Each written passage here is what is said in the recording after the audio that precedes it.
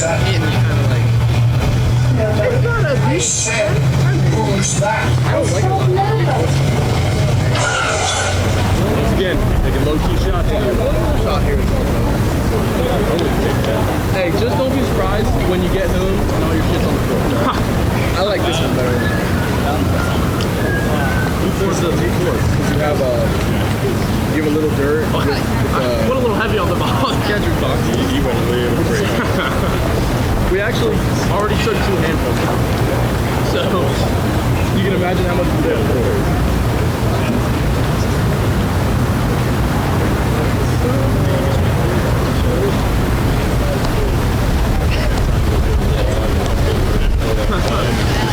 I'll be alright. I'll be okay. 10 minutes later. See, was it a million things like that?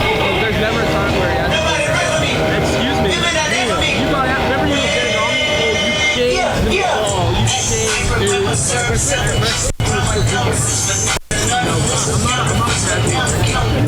You were just going I'm going to take more with my drag.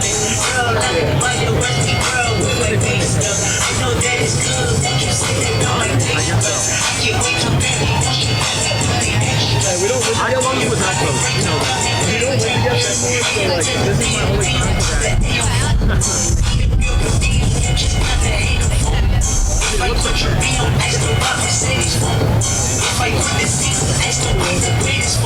My left stroke just went viral. Right stroke put a baby in a spiral. Sometimes we like to keep it on the high note. It's close to it, you and I know. Tell me humble. Sit down. Be humble. Sit down. Be humble. Sit down. Be humble. Sit down. Be humble. Sit down. Be humble. Sit down. Be humble. Sit down. Be humble. Sit down. Move that arm, take it, daddy, front, no, no, go in your fingers. I ain't think of playing going up your whole life. I'm so sick and tired of the Photoshop. Show me something natural, that apple phone with your mouth. Show me something natural, I want to feel some stretch marks. Instead of taking me right on your phone, couch, you wanna like, hey, this is way too crazy, hey. You know how to raise me, hey. I was from AC, hey. Oh, my punches page me, hey. I know fabricated, hey. Once they know me, fake it, hey. I say mine is started, hey. She elaborated, hey. This they grateful by the AP on the dead dog, hey. Watch my soul speak, you let the feds talk, hey. If I kill it, it will be the alcohol, hey. I'm the realest, after all, tell them be humble. Sit down, be humble. Sit down, be humble. Tell them sit down, be humble. Sit down, be humble. Sit down, be humble. Sit down, be humble. Sit down, be humble. Sit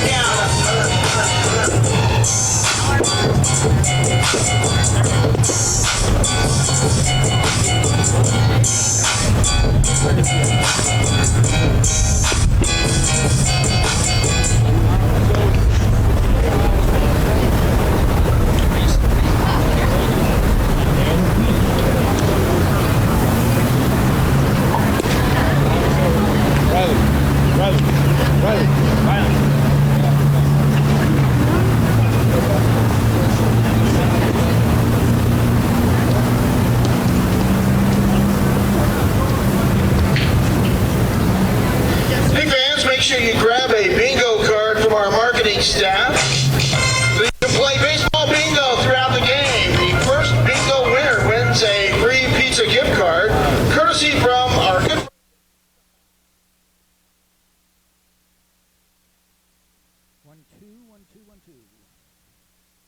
Nope. Leave that down. We're not on yet. You can turn that down and we can still hear each other, but nobody else can hear us. So if you ever need to just tell me something, turn that down and just keep talking. Sounds like we're good.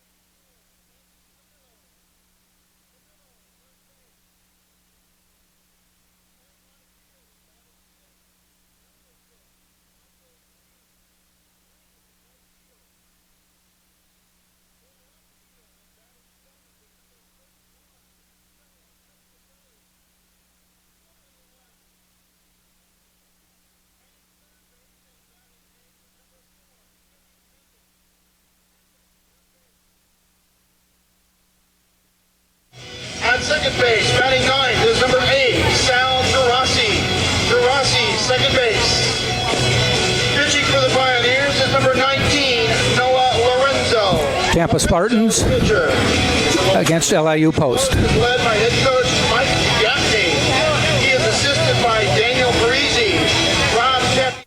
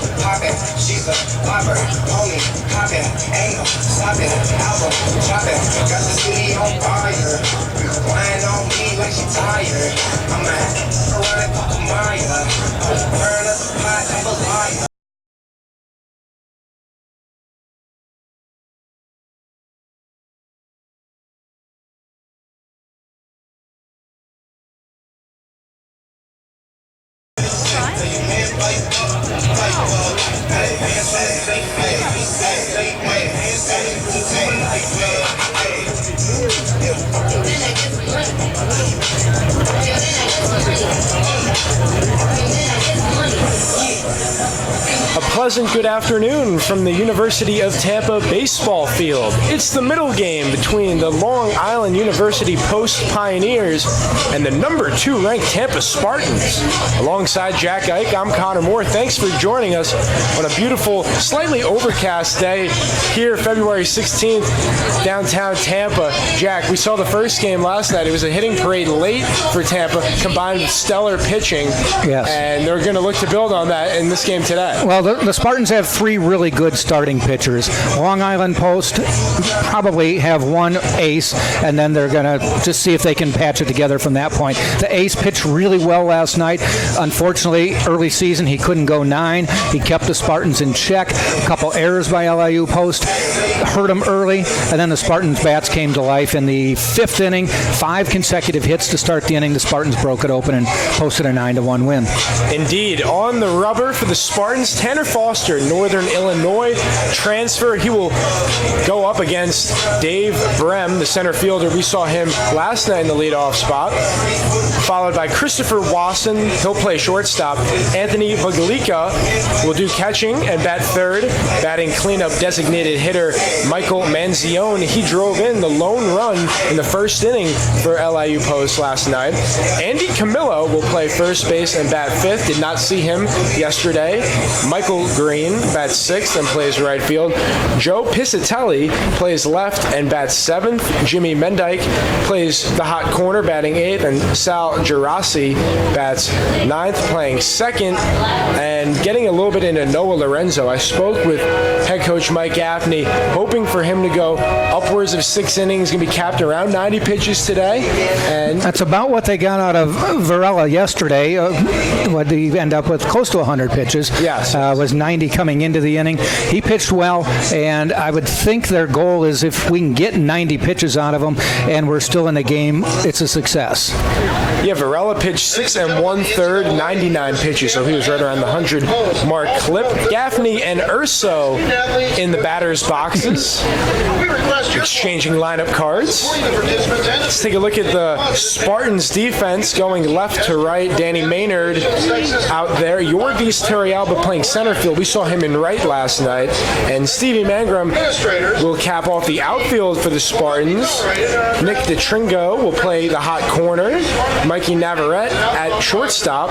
Drew Earhart at second. And Alec Aliwine at first. And Luis Medina will be the designated hitter.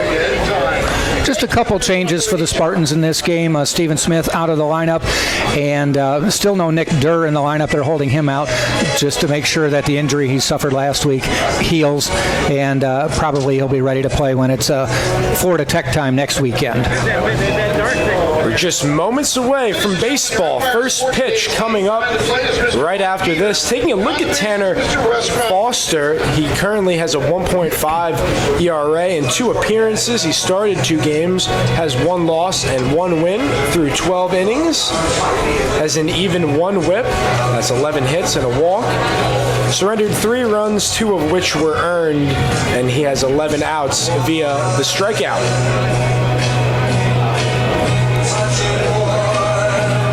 Recapping on last night's performance, Kevin Pimentel collected his 2nd win of the year.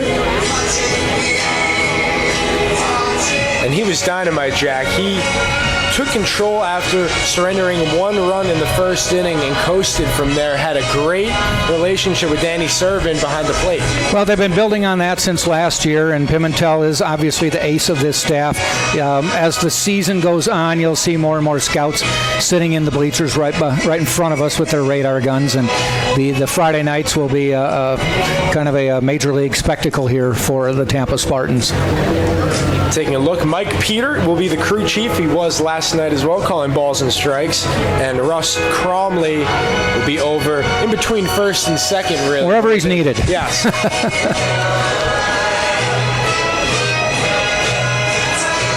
Coaches exchanging pleasantries out there. A couple of the good guys in college baseball.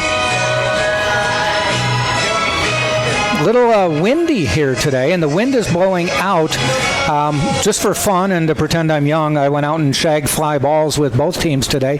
It was windy, and they were if they didn't just hit ground balls, they were putting it off the big fence around the ballpark. It was launch pad time. And I put the over-under at 3 home runs today. I told a couple players that 3 is what I'm predicting. We'll see how the ball carries. We'll take a moment to honor America. We'll be back right after this.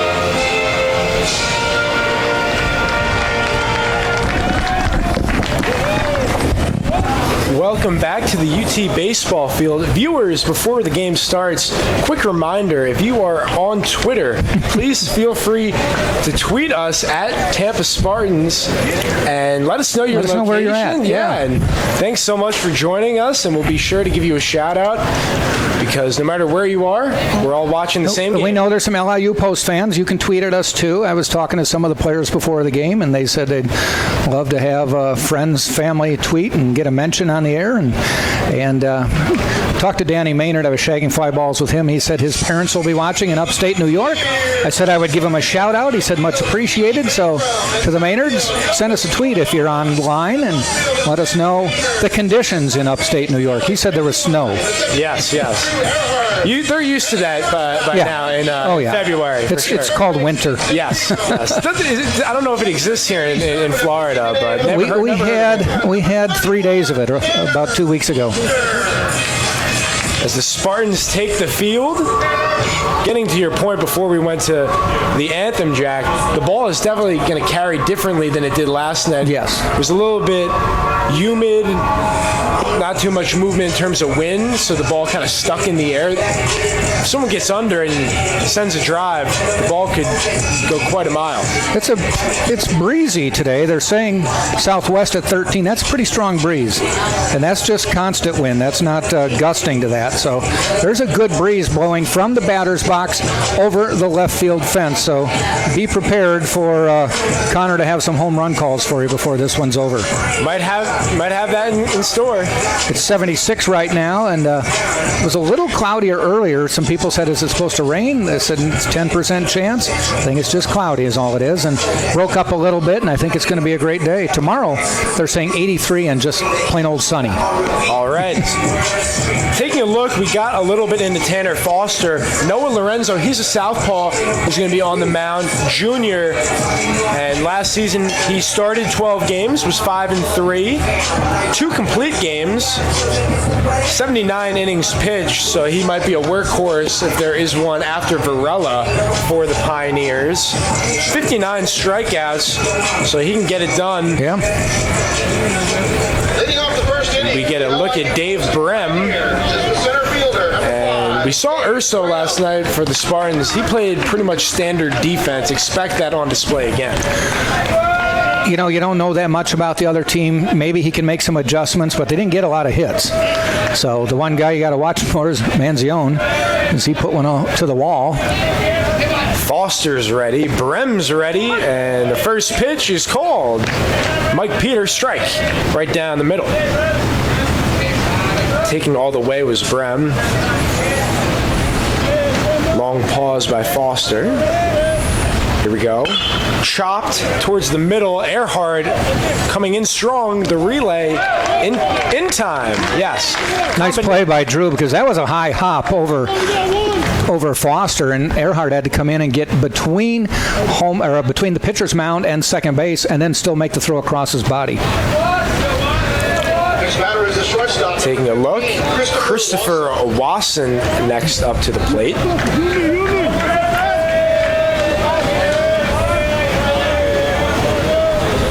He scored the lone run for the Pioneers yesterday. He was hit by a pitch in the first inning, eventually came around on the Manzione double.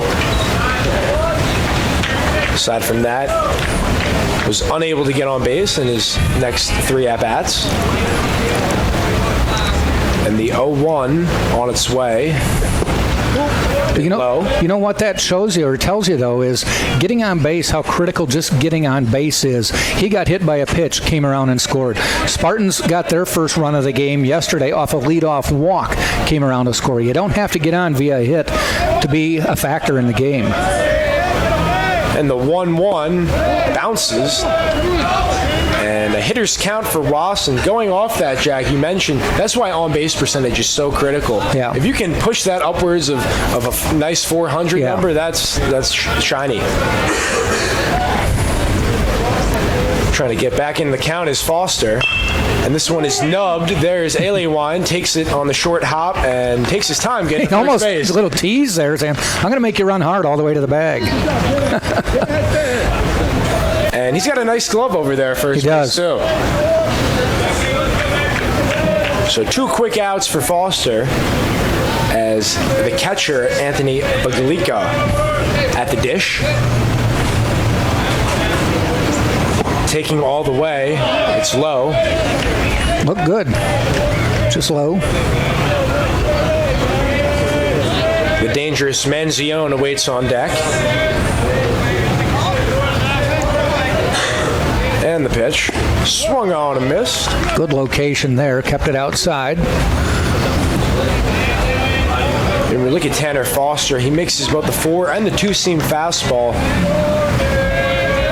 Uneasy at the plate if you're a hitter. This one is scorched up the middle, but ranging is Navarrete, and he makes the throw. 1-2-3, top half of the first inning. Coming up, Yorvis Terrialba, Drew Earhart, and Alec Aliwine for the Spartans. And we have some great sponsors bringing you these games this year. For generations, Krispy Kreme. They've been serving delicious donuts and coffee. Stop by for an original glazed donut or anything else you want. Pair it up with a hot coffee. Visit the nearest Krispy Kreme. It's on West Kennedy, not far from here. Krispy Kreme serving hot donuts now. I know it's lunchtime, but nothing wrong with Krispy Kreme. Sailport Waterfront Suites in Tampa. Tampa's only all-waterfront, all-suite resort. It's located on the beautiful Rocky Point Island, not too far from UT. Sailport, a refreshing alternative to typical big box hotels. Spacious rooms, waterfront relaxation. Sailport Waterfront Suites, an official partner of UT Athletics.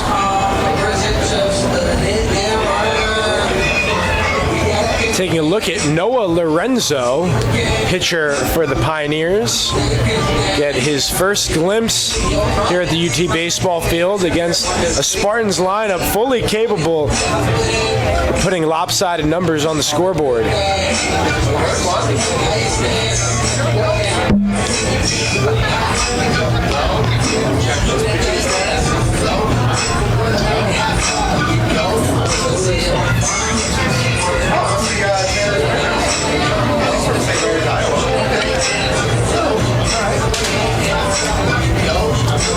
Yorvis Terrialba enters the game with a .421 batting average across 19 plate appearances. He's got 8 hits, 3 coming off the double, 4 runs batted in. Tag along stolen base with that.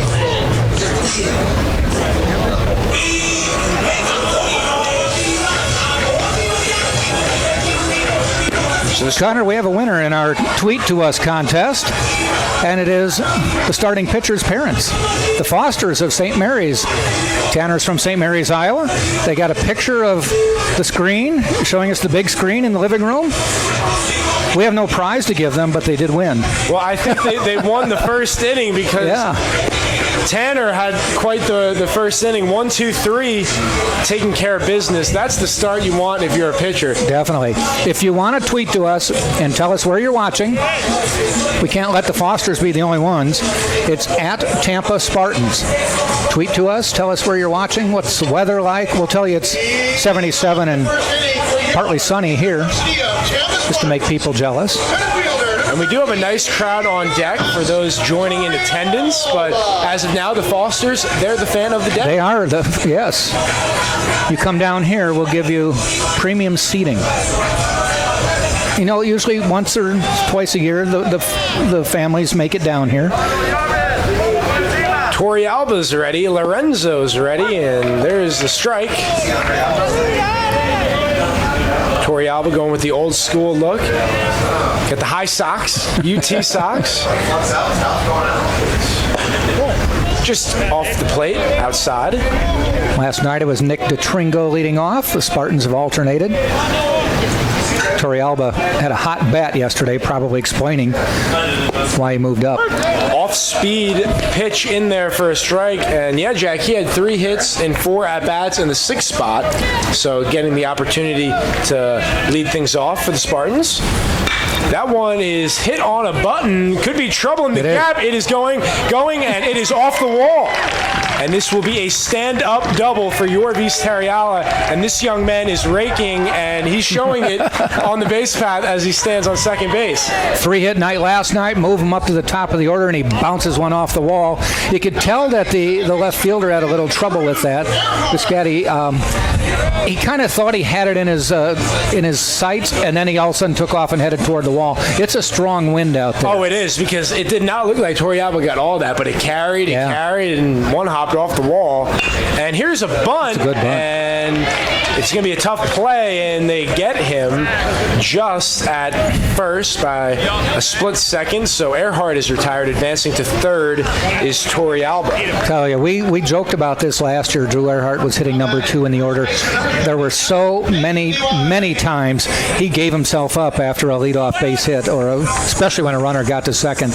And he still had a lot of at-bats, and he still had a great hitting percentage, but he so often had sacrifices like that just to move the runner along. And now Aliwine steps into a great opportunity for a run batted in. If he drives a deep ball to center field, Torrealba should be able to tag easily, granted his speed. Or put one in the gap and just keep running. And the 0-1. That one is crushed, and that's going to fall. Yeah. Torrealba will score easily, and Alec Aliwine picks up his 7th RBI in the early goings. And the Spartans are on the board. Now batting the catcher, number 44, Danny Servin. That pitch was just waiting for him, and all he wanted to do was make contact. Got it out there, got an RBI. Spartans are on the board. And now we have an opportunity. Danny Servin, the cleanup hitter. 1 on, 1 out. And we got Aliwine running, and he will make it easily. No throw. That's a surprise. Let me just take a look at the stolen bases. First of the year. Yeah, and I wouldn't be surprised if it was his first attempt.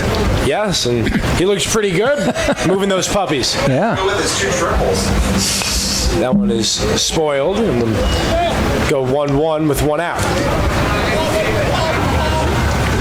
Yeah, Tom Colby just mentioned he's got 2 triples this year, too, so he must have deceptive speed. You know, he's a lefty. You put it in that deep corner, and you can run forever. And the 1-1. There he goes. And this might be a mistake. I admire the hustle, and it is in some forms acceptable because the second out at third base is the one you can make a case for. You never make the first or third out at third. You can make the second. Well, Joe Urso didn't look upset, so I think Joe sent him. He wasn't running on his own. So now the bases are clear for Servin, ahead in the count, 3-1. You know, he did his job. He got the runner home.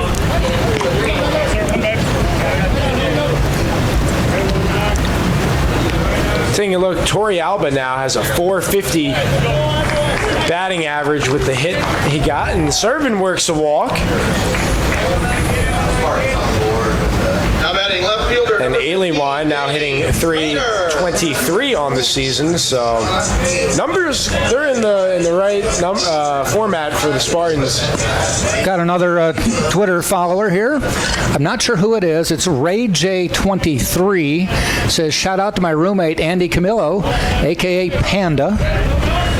LIU Post, bring this one home for us, back home. So we're tied 1-1. One from Tampa, one from LIU Post. Thanks, Ray J. And this could be two. What a pick. Relay. Pardon, they only needed one, so they get the out. 5-3, and that will conclude the first inning. 1-0, Spartans leading. Taking a look coming up, Manzione, Camillo, and Green for the Pioneers. One left on base. Already done with 1 inning. University Dining Services by Sodexo allows you to choose from 27 dining stations. They serve breakfast, lunch, dinner, late night, and snacks. The official concessionaire of UT Athletics is Sodexo Campus Dining. Visit the UT website and check dining services to get the variety and the hours. And Florida Orthopedic, their urgent care. Let's give it up to the Spartans team physicians of Florida Orthopedic Institute. That's Florida's largest orthopedic group. Dr. Seth Gasser and his sports medicine team keep our players active and safe on and off the field with their ortho urgent care just minutes away in South Tampa. It was a nice play at third base to make that stop. That was Mendyke. Yeah, with the pick and just kind of snagged that one off the hot hop. Indeed. You know, I was looking at the tweet that Foster sent to us, and our broadcast looks pretty good on a big screen there. It does? Yeah. We got a little monitor here, but looks big on the big screen. We'll mention that we will mention that we have a static camera. It doesn't move left or right. We have limited space here, so what you see is what you get. If you don't see the left and right field lines because we can't move the camera. And you got to depend on us. So Connor, the ball's in your court there. There's going to be a lot of foul balls that go out of play. We'll just trust us. We've got it. And this will be the 10th pitch of the contest for Tanner Foster against cleanup hitter Manzione. He was launching him in BP today, halfway up the big screen. If he gets a hold of one, he can send it into orbit. Noting, just one thing I've noticed about Tanner Foster, little stutter step as he starts his windup. Caught me for a second, like I thought the first time he caught his cleats or something, but that's just his motion. That one is clubbed, and this one will go out of foul. Play. Victoria Alba gave it a run, but landed in the bullpen. And that was a late hack by Manzione. You could tell he was fooled. He was expecting the gas. Ends up getting an off-speed pitch and tried to dial it down. Earhart retreats back to second. Had a word over there with his right fielder, Stevie Mangrum. And the 1-1 from Foster swung on and foul tipped into the glove of Danny Servin. Good pitch, about a little above the belt inside. Couldn't turn on it.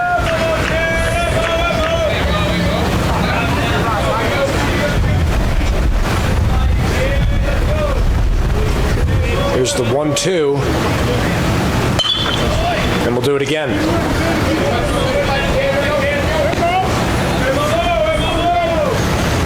You can see that the Spartans maybe have adjusted a little bit to Manzione. Even though he's a righty, they're way off the line in left field. So they're playing him to hit it to center or even right center. That one's hit. Navarrete with the stop. Can he get him? He does. Wow. What a throw. Manzione was not blessed with the best speed, but Mikey Navarrete, what a play. Showing off his arm there deep in the hole. I didn't think he was going to get him because it required, he had to get it. He had to retreat 2 feet to his right, and he makes a strong throw. Well, I think you captured it with he wasn't the speediest base runner. Allowed it to happen. Perfect example. You never give up on a play. Exactly.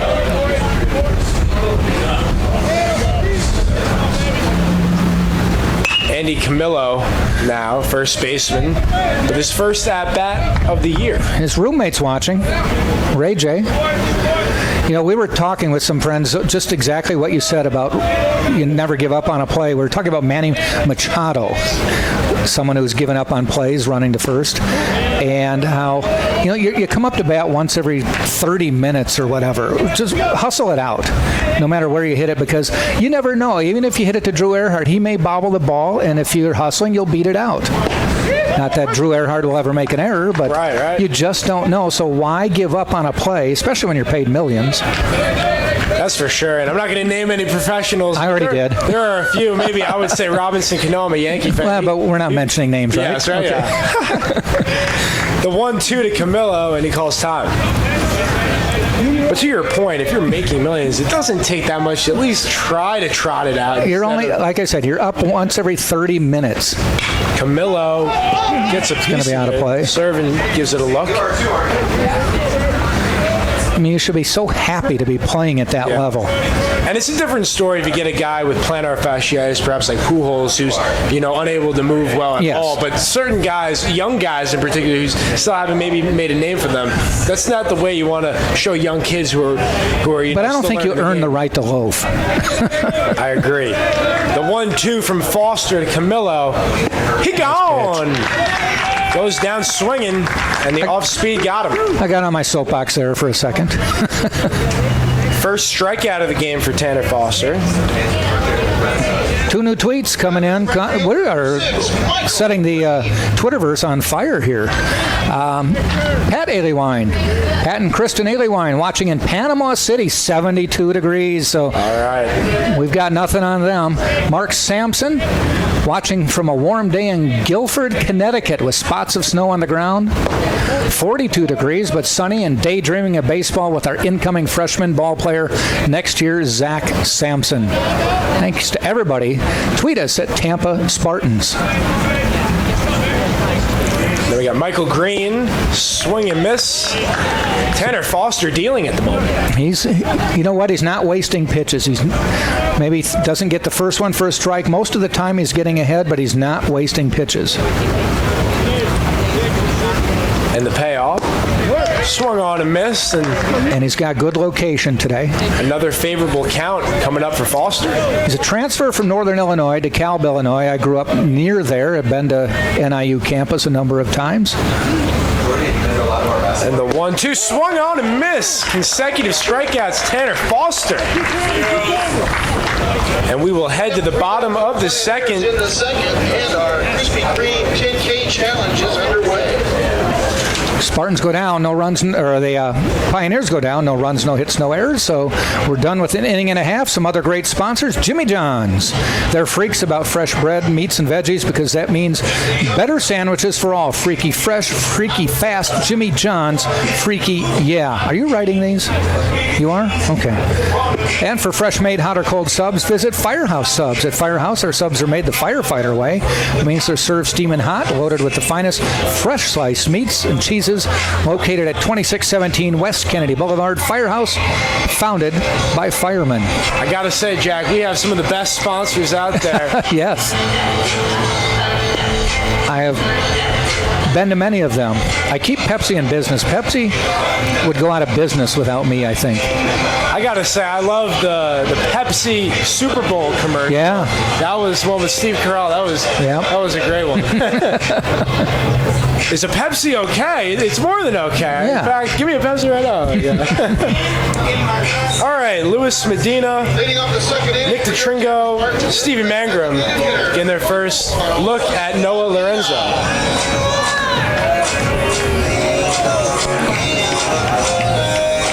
Medina getting the designated hitter responsibilities today.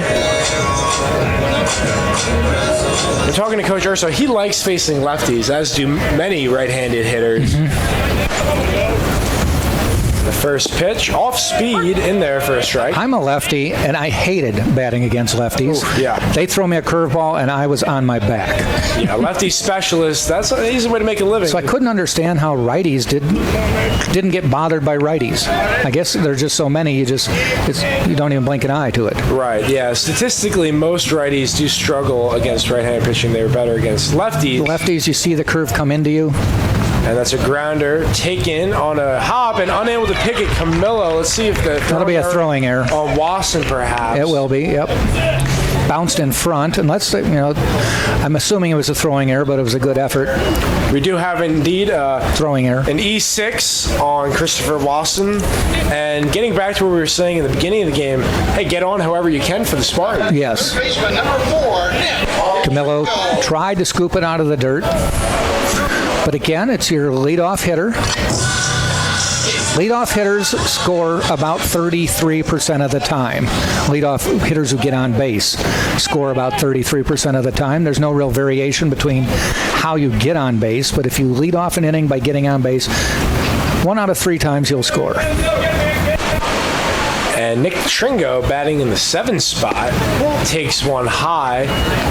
He batted leadoff yesterday. Leadoff hitter, but I think he had an 0-for yesterday. Yes, it just shows how versatile this Tampa lineup is. You could have anyone batting first to last, it doesn't matter. And that one is scorched, going, and not going to be corralled, and this will be a stand-up double, and trotting into third and making it is Medina. Medina he was standing on second base waiting to see if that ball was going to be caught or not, and Tringo was only about a foot away from him. All he could do, he might have had a triple if there was nobody on base, but he had to wait. And Joe Piscitelli, the left fielder, Medina had to wait. You can tell he's still getting a little comfortable out there, getting a feel for the UT baseball field. But 2 runners in scoring position for Stevie Mangrum. He did not play, or he did not start yesterday. I don't believe he got in the game. And as I said, 13-mile-an-hour wind, you think it's in your sights, and it then just heads over your head. Lorenzo trying to work out of trouble here. Nobody out, 2 on. And the number 8 hitter, Stevie Mangrum, up at the plate. He's had 11 at-bats, 2 hits. There's a strike. Unfortunately for Piscitelli, this is not the gym. This is live fire with atmospheric conditions that you didn't have in the gym. The 1-2 upstairs.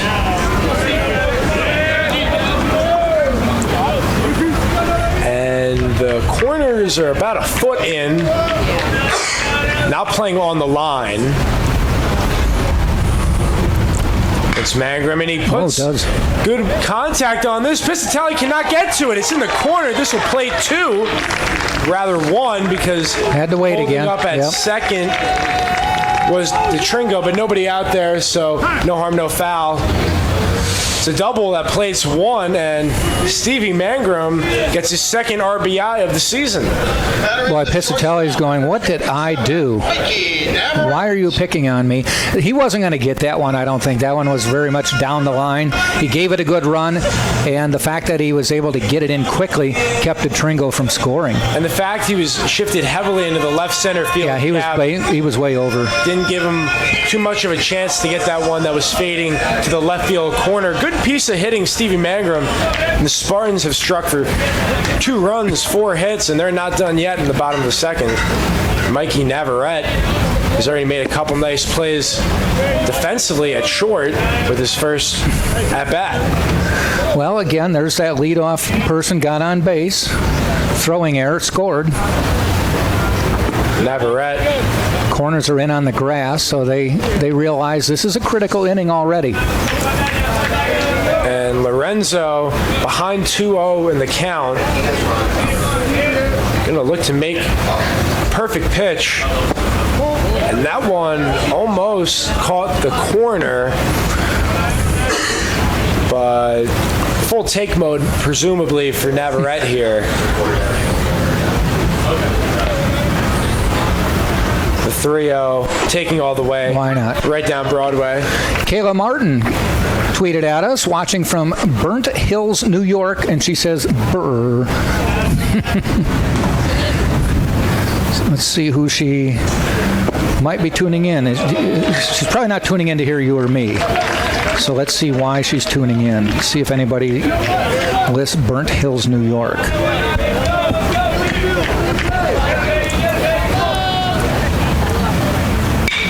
Navarrete hits one. Nice job.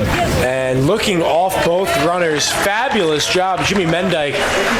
Not only did he record the out at first, he made sure he looked down both the runner at second and third. No one was going anywhere. And Lorenzo gets a much-needed first out at the bottom of the second. Yorvis Torrealba. Burnt Hills, New York. Danny Maynard. Danny Maynard, there we go. Thanks, Kayla. Tweet to us, Tampa, at Tampa Spartans. Tell us where you're watching. What's the weather? We're not trying to make you feel bad. We're just curious. I'm from Wisconsin. Let us know how your Saturday is going. Torrealba, sky high. It's a major league pop-up. And taking control of it easily will be Girassi. Again, that's a tough play with that breeze. It didn't blow him that far, but it did blow him back towards second base. Now batting second baseman, Drew Earhart. Earhart up. I played on a baseball team up in Wisconsin, an adult team, and we're like, if we got a chance to go on the field with the Brewers, what play would expose you as not a major league player? And our first baseman said, I pop up to first. Oh, yeah. He said I would be like a helicopter, just sort of circling, and then the ball would just fall in front of me. Well, it's because society has the notion every pop-up should be caught. Yes. And not to call out Luis Castillo in the Subway Series, but that was one that costed a game, and they're tough. Yeah. I mean, and not a lot of slack is given to someone who misses a pop-up. Yep. We mentioned yesterday maybe the toughest pop-up to catch is the one behind home plate because it looks like it's coming back toward the screen, but it will come back toward the plate. 1-1, foul out of play.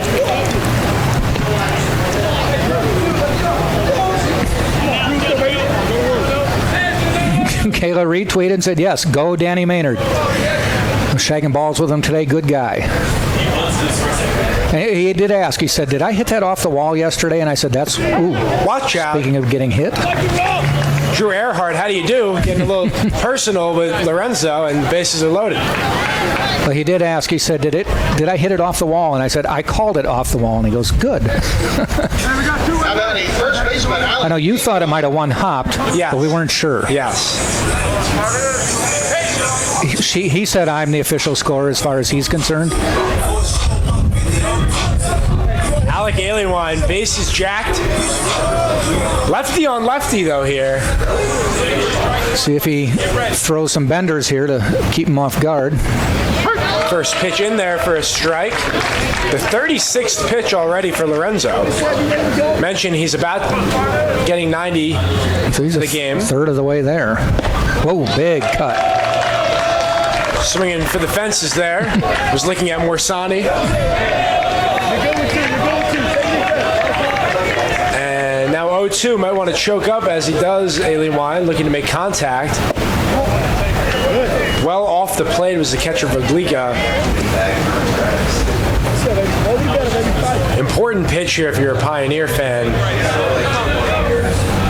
Alienwine, it's a chopper. Camillo with a nice play, and it's a foot race that he wins to the bag.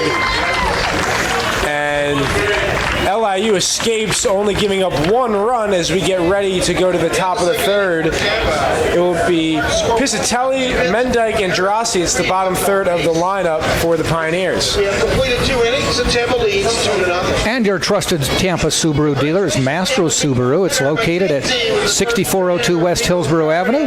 Customers can view our huge Subaru inventory. They can also receive full-service maintenance on vehicles, and as a Spartan sponsor, watch for Mastro's UT staff and student service specials at Mastro Subaru. Our reputation rides with you. And the Embassy Suites downtown, connected via Skybridge to the Tampa Convention Center. Embassy Suites offers a convenient location. It's close to dining and entertainment right in downtown Tampa. Located a few blocks from campus, come stay in luxury at 513 South Florida Avenue in Tampa. It's good. Tom.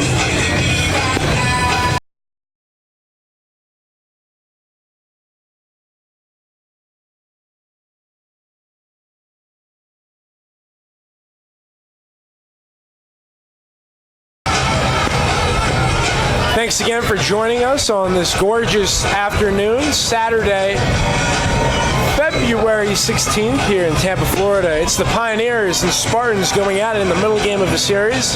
I'm Connor Moore alongside Jack Ike. Pleasure to have you with us. We've already gotten several tweets. Reminder to tweet us at Tampa Spartans, and we'll give you a shout out here on Twitter. Let us know your thoughts as we are 2 innings in, 7 more to go. Joe Piscitelli getting ready for his first at-bat for the Pioneers. Joe Piscitelli. Piscitelli's ready. Foster is ready. And let's do it. Piscitelli, a senior from Levittown, New York. First pitch from Foster in there for a strike. Majoring in criminal justice. Mike Trout is his favorite athlete, not a bad choice.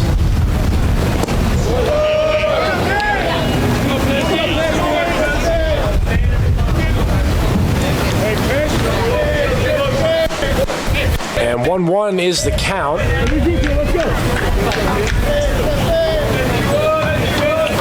Foster delivers. And that one is hit into the left field gap. Coming on, though, and making the play is Danny Maynard. One down here in the top half of the third. And getting his first at-bat, Jimmy Mendyke. Jimmy Mendyke.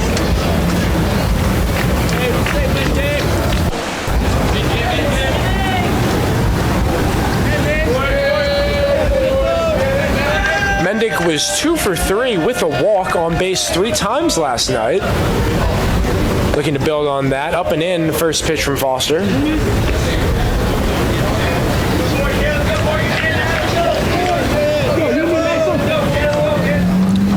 '27th pitch upcoming for Foster.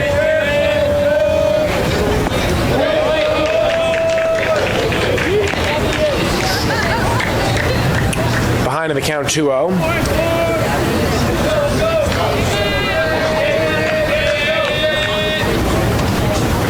That one is scorched foul. Healthy cut by Mendyke, but recording the first strike in the count is Foster. Getting a look in the bottom of the third will be Danny Servin, Danny Maynard, and Luis Medina. We got a 2-2 count now.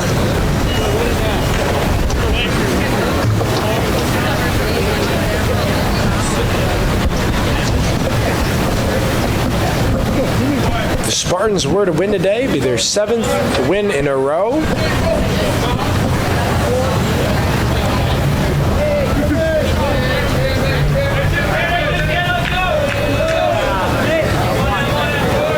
And the payoff on its way from Foster.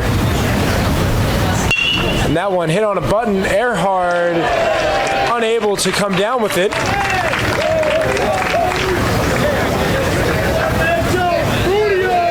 We'll wait for the official scoring.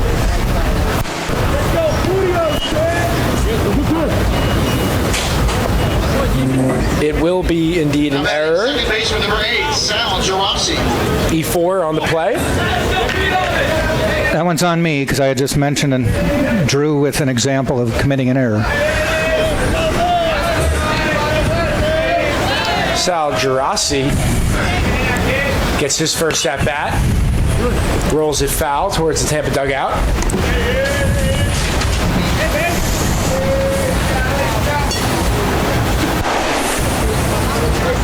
Foster yet to give up a hit, but his first base runner awaits gets off first. Decent lead. That one is a slow roller that will be played to Trinco going the short way, and it goes into center field. Torrealba will play it. Now we'll have runners on the corners, one out, so the Spartans kicking themselves in the foot right now. That play was perfect, and it wasn't a rush throw or anything. He just made a bad throw. There was plenty of time to get it there. They wouldn't have gotten two. It was a slow roller, but threw it way out of the way for Drew Earhart. And it's one of those plays where I think the Trinco was hoping to go a little bit quicker than he needed to maybe get two. One of those, you take that extra half second, just get it there. Out. Yep. And now Tanner Foster is going to have to make some pitches if he wants to keep this shutout going.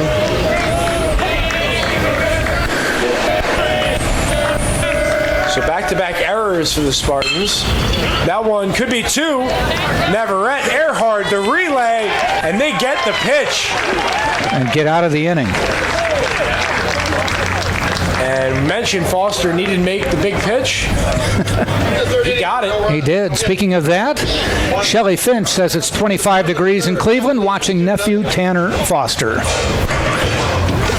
Send us a message at Tampa Spartans and tell us where you're watching and what's going on. Walter's Press Box on Southdale Mabry is Tampa's original sports emporium and eatery. It's been serving people here in Tampa for more than 20 years. Press Box, Tampa's favorite place to watch the big game, the Press Box, located at 222 Southdale Mabry. And the Barnes & Noble Campus Bookstore has all your needs in one spot. Stop by and grab the latest UT gear, snacks on the run, thousands of accessories for your everyday needs. Open Monday through Saturday, located on the first floor of the Vaughn Center. Shop online anytime you feel like it at utampa.bncollege.com. Where's the Vaughn Center from here? It's that over to the first base side somewhere, isn't it? Yeah, if you go to first base, in between. Beyond the soccer field? Right, yeah, in between Austin and the plant. Okay. You have it there. Can't miss it. What was the last year that UT baseball Bookstore located there, our Barnes & Noble bookstore. Everything UT you need. UT baseball won a national championship. You must tweet your answer. Don't yell at our people. We put some trivia out here. It's here on the field. Well, here we go. What was the last year? The trivia contest for marketing. What was the last year that UT baseball won a national championship? 2015. There we go. Not too long ago. Nope. And of course, our volleyball team won this year, so. I believe the Spartans made the finals the next year, but lost in the Final Four.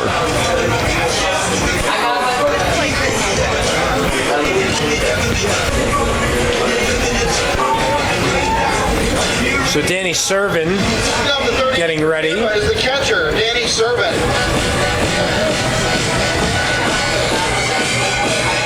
He's next to face Lorenzo.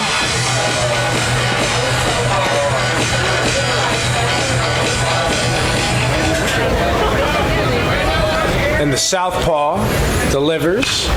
Foul out of play. Servin got on with a walk first time up. Mentioned Dave Brem, who grounded into the double play last inning. 0 for 6 in the early going. When talking to Coach Gaffney, he's one of those guys that needs to get going. The leader, coming back, led the team in average.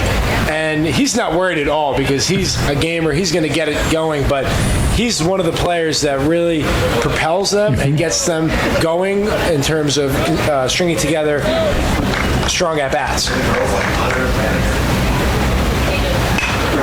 And that one is flared into shallow field. And a diving catch.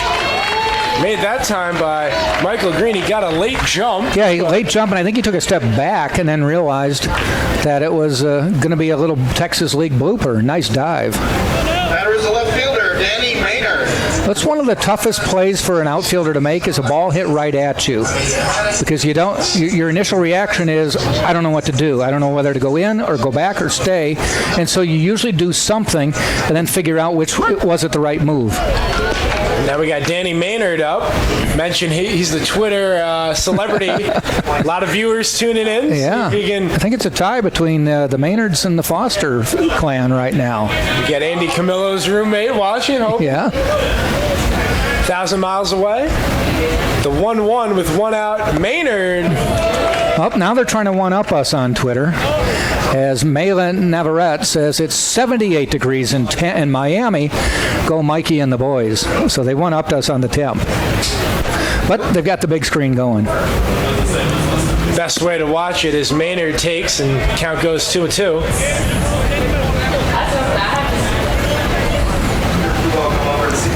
He grounded out to third his first at bat. I don't know if I should mention any more tweets where they're doing better than us on the temp. Right. We're trying to make people feel bad.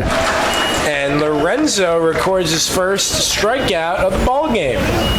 Well, actually, we're not trying to make people feel bad. We're just acknowledging the fact that the players for both teams come from near and far.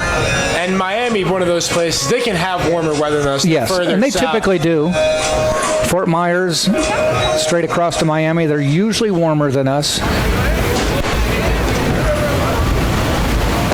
The first pitch taken for a strike to Luis Medina.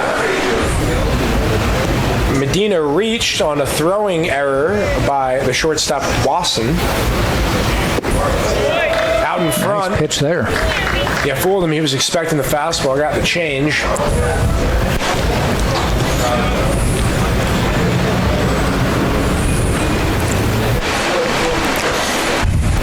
2-1 the count. You know, Lorenzo's done a nice job. It's only 2-0, and he's kept his team in this game. And he's really been effective on his off-speed pitches. That one hit and through the left side for a base hit, and Medina's on board now in back-to-back appearances.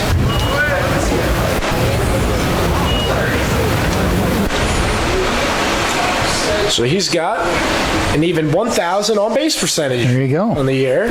How about a third baseman, Nick Tringo? The Tringo up. Had a double, was left stranded on third in the second inning. Got him. Wow. Don't see that too often. No. But the snap throw on the money, and we will head to the fourth inning. Christopher Wasson will lead off. Anthony Baglica and Michael Manzione will face Tanner Foster, excuse me. And the official chariot of the Spartans is Mart's first-class coach. If you need to charter a bus, go online to www.martz, that's M-A-R-T-Z, and then spell out first, F-I-R-S-T.com, martzfirst.com. And the Crown Plaza offers business travelers high levels of comfort, service, and amenities. Visit Crown Plaza Hotels and Resorts. Crown Plaza, it is the place to meet in downtown Tampa. Audrey was the first tweet. Jack, what have you seen from Tanner Foster thus far? 2 strikeouts, but doing it in a variety of ways. Yeah, he doesn't look like an overpowering fastball, but what I've seen so far in 3 innings of work is very good command of his location. He's high and inside, he's low and outside, so he's keeping the batters guessing, and then has a little zip on the fastball. It's not overpowering. I don't think it's Kevin Pimentel speed, but location, just like real estate.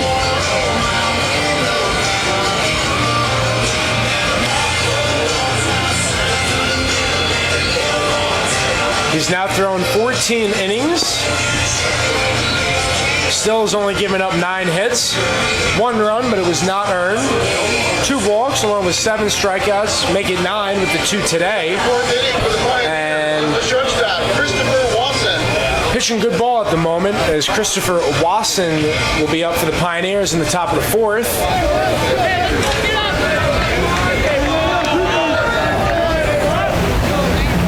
Foster's ready. Wasson is ready. And the first pitch of the 4th inning on its way.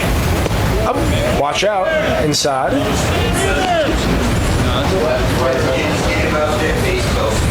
Wasson grounded out to the first baseman. Aliwan took it unassisted.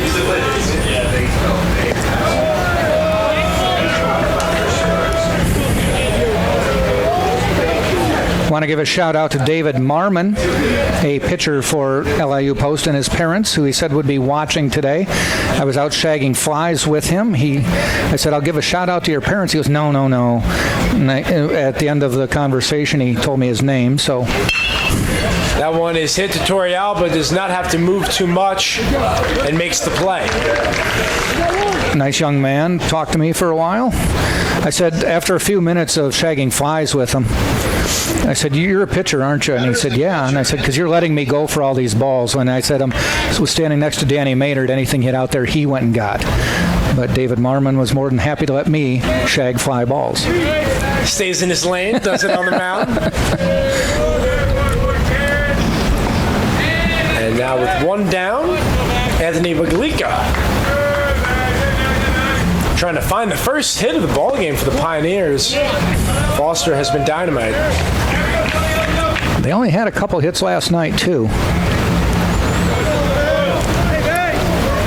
At this point in the season, second game, pitching's going to be ahead, especially the Spartans. That one is clubbed foul. Tanner Foster's starting his third game already. They're playing their second game. Yes. And when talking to Coach Gaffney before the game, that's one of the things. He just wants them to settle in, get a feel.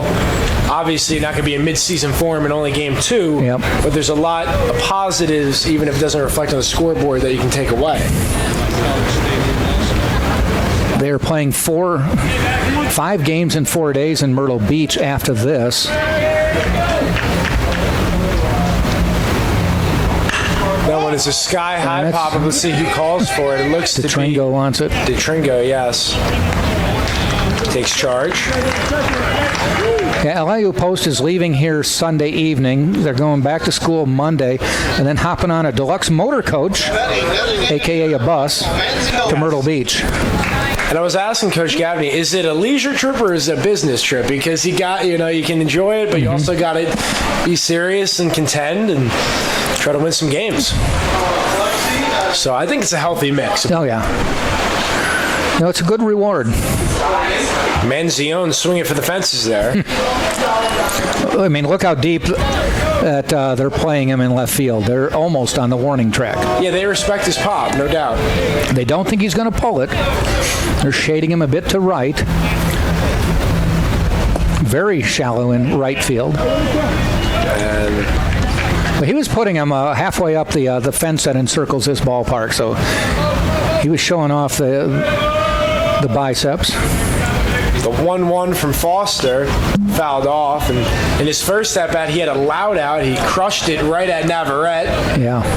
Who made one heck of a play, getting him by a step.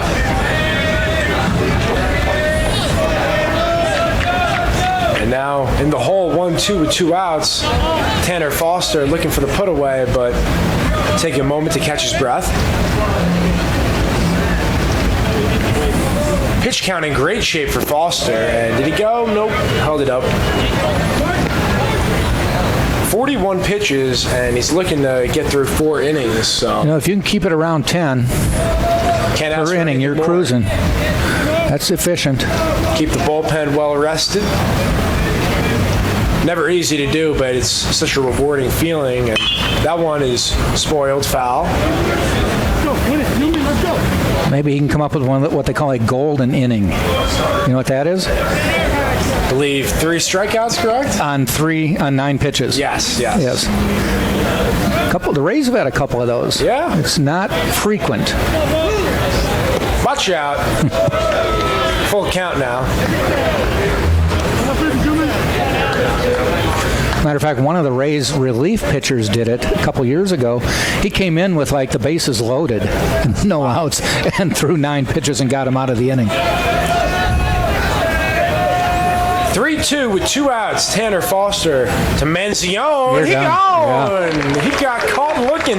I'm pretty sure he's looking at himself. He kind of had his head back like, wow. He wasn't blaming the umpire. He was like, why did I not swing at that? And that's something you won't see often. The big bopper taking something close, and an emphatic punch out by Mike Peter. And did you know that our Spartans have their own orthopedic physicians? Big shout out to Dr. Seth Gasser and the Florida Orthopedic Institute and their sports medicine team. They keep our players safe, and they provide athletic training services and medical care to UT student athletes. We're going to interact with you because it's T-shirt time. And we just heard our PA announcer, Gil Swalls. It's T-shirt time, so Another reason to come to a Spartans game. yeah, get up off your feet. You can get off your feet and beg for a T-shirt. I've seen them. They're nice T-shirts. We have plenty of nice memorabilia here. Yeah. We're up the UT Stand is One. Pat Aliewine has tweeted to us. Alec Aliwine's Mimi is watching. I think that means grandma? I think so. Okay. Alex Aliwine's Mimi is watching from Crystal Beach, Texas, 65 degrees. Go Spartans. All right. So I think the Spartans are now up about 5-1, 6-1 in the Twitter war. Sounds good. Some hometown love.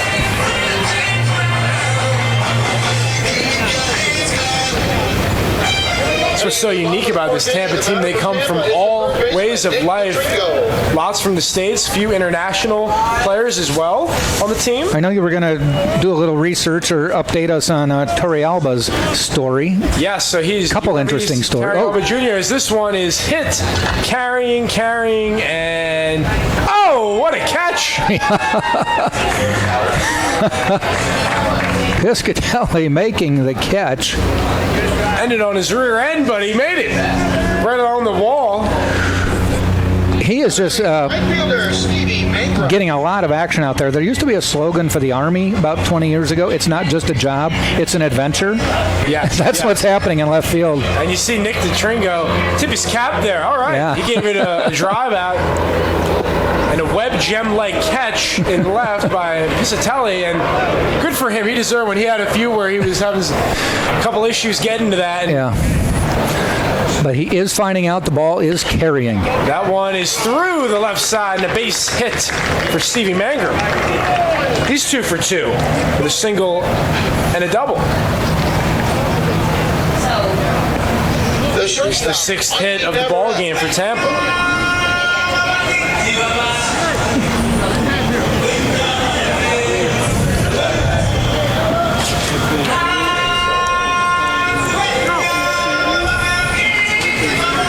Umpire pointing toward the Tampa dugout. I think he just didn't like where some players were sitting.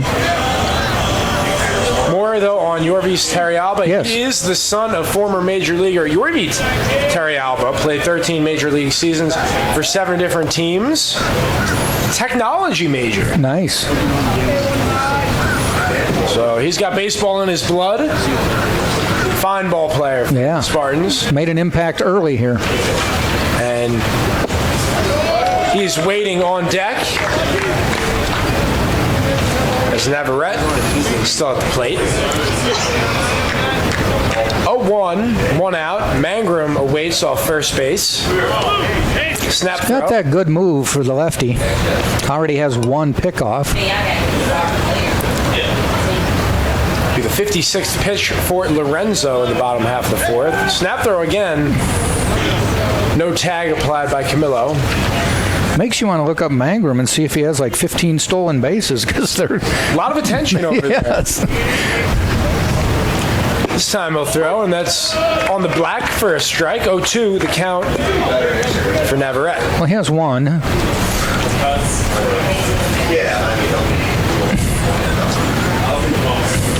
Might have to do with the lead or just anticipating. And that one is through the left side, so back-to-back singles by the Spartans in pretty much the same location. Yeah. Out of the outstretched arms of Mendek. This is how they broke it open last night. 5 consecutive hits. At the time, they had a 2-1 lead. Here we go with Yorvis Torrealba.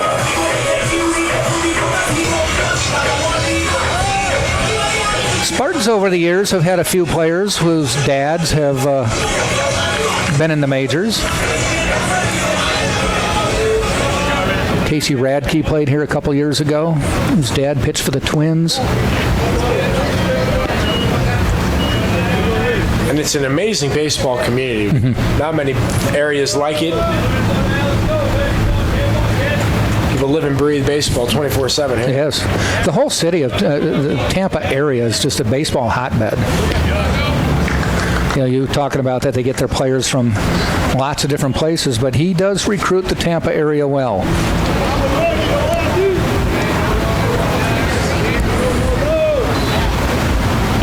2-0 hitters count for Torrealba. 2 on.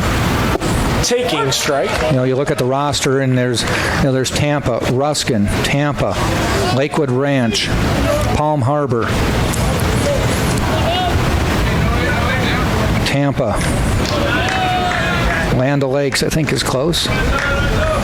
2-1, and that one is driven deep. It is high. He's not going to get. It is long gone. Wow. Northeast Torrealba, a 3-run blast. Touch 'em all, young man. And that was a no doubt. Yes. He got to admire that one after it left his bat. Point number 1 on the season. First of the season. Torrealba. Much appreciation from the crowd here. Off speed that hung over the plate. Torrealba all over that one.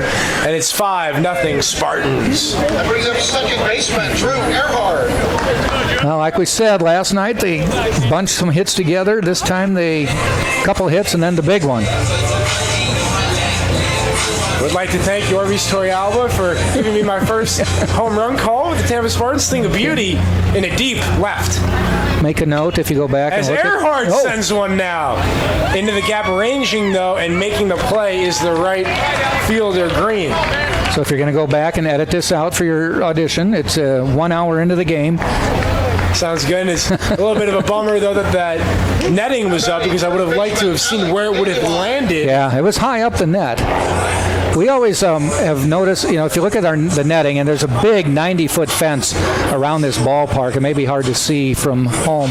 You can see the pillars going up in the outfield, but it's about 90 feet high, and there are 3 levels. We can see them here, where they have a line, and we used to talk about, were they above the first line, the second line? I don't think we've ever seen one go out. Aliewine destroys that into right field. He's got 3 triples this year. Let's see. He's thinking about it, and he's going to think better and not risk making the third out at third wisely. I think the bench was making that clear to him to stay at second. Well, if he'd have put it down the line, maybe, but he put it in the gap, so didn't have quite the distance to keep going. He roped that over Green's head. Nothing he could do there. And the Spartans are getting some nice contact now. 9 hits. And they're getting their money's worth right now at the plate. Well, I've noticed that Mike Gaffney has nobody in the bullpen, so I think says Lorenzo's getting his pitch count. Yes, still, of course, have 1 game tomorrow, so important. Of course, Jackie mentioned they go to Myrtle Beach after this, where they play. It's called the Northeastern Challenge, and it's teams from near them, but they're just coming down to a little warmer weather. That one is scorched. That's Gap. Giving it a ride, Piscatelli, and it is off the wall. We saw Cromley say it did not go over the line. Hard to tell from here, but it hit about a third of the way up the fence, the outfield fence, not the fence that surrounds the ballpark.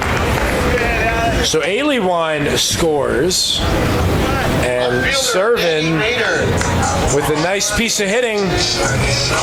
Danny Servin collecting his 10th ribby of the year. That's the team lead, first to double digits. Brian Cavanaugh heads out to the bullpen to start warming up for LIU Post, and a trip to the mound as well. And a sun-bathed field now, too. Absolutely. If you're on the Twitter stream, feel free to give us your thoughts on the Torrealba dinger. 3-run blast. This game has been slung wide open to 6-0 now. And Tanner Foster waiting in the dugout. I think he's eager just to get out there and continue this masterful performance thus far. At Tampa Spartans. If you want to talk to us on Twitter, tell us where you're tweeting from. I know there's a lot of Danny Maynard fanatics out there. He's up. We got Tanner fans, Danny Maynard fans. Servin awaits on second. Alec Aliewines now. Mimi's got to be happy with that. Oh, yeah. Well, I tell you, they're just loading up at the plate right now and just waiting. You can just see the swings. Not necessarily for the fences, but you can just see a confident swing. Yeah, the level, steady swings. Not try to do too much. 0-1 now to Maynard. That one is hit. Nice play with the pick and throw to Camillo is the second baseman, Gerasi. And that was a loud fourth inning for the Spartans. They score 4 in the fourth as we get ready to head to the fifth inning. Coming up, Camillo, Green, and Piscatelli for the Pioneers. I think it was a 4-run inning, 5 hits. And so the Spartans just pad their lead. This is kind of how they did it last night. They took a 2-1 lead, then put a 5 spot up and blew the game open. This time they had the 2-0 lead, put up a 4 spot. Yeah, the Spartans struck for 5 in the 8th, so getting the crooked number a little bit earlier in the 4th today. But yeah, like you're saying, Giant, they are just staying where they left off last night and continuing to produce in the field and at the dish. And if you're thirsty, grab a Pepsi. Pepsi's been bringing fun and refreshment to consumers for more than 100 years. I may take this opportunity to go get one as soon as I'm done talking here. But if you're going to have a Pepsi, you're probably hungry too. So Pizza Hut is a proud sponsor of UT Athletics. Call Pizza Hut today here in Tampa, near the campus. They'll deliver it right to the ballpark if you want them to. 813-251-3399 to get your pizza delivered right to your doorstep. You know, we always have to make the qualifier with, in years past, we just gave the phone number without the area code, and people would comment to us and say, I called. It was some personal residence, like, oh, that's the Tampa number, not the Crystal Beach, Texas number. Messing with some people. Why do you think I'm Pizza Hut? Leave me alone. Let's take a look at the statistics. If you look at it from a viewer's glance, there's not much separation until you get to the extra base hits, where the Spartans have 6, Pioneers still looking for their first extra base hit. So that's where the Spartans... They're looking for their first hit. Yeah.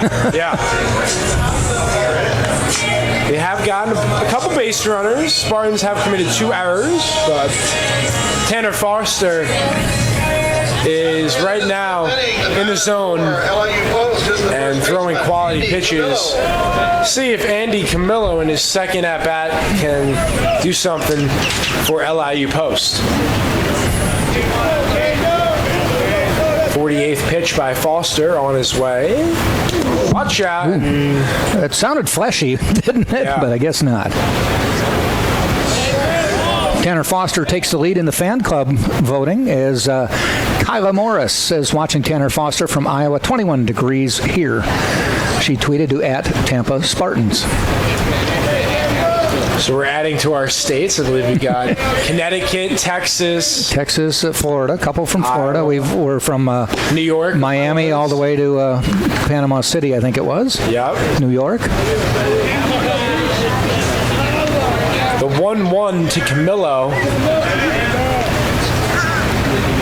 Swung on and missed.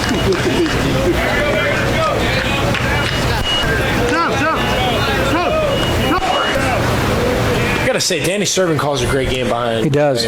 Makes it very easy for his pitcher. Keeps him steady in the zone. See what Foster can do here. A little bit low.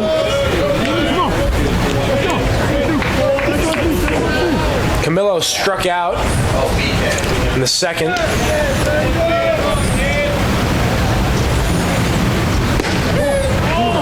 That looked good, didn't it? Maybe a little high, maybe a little outside. Could have been off the plate.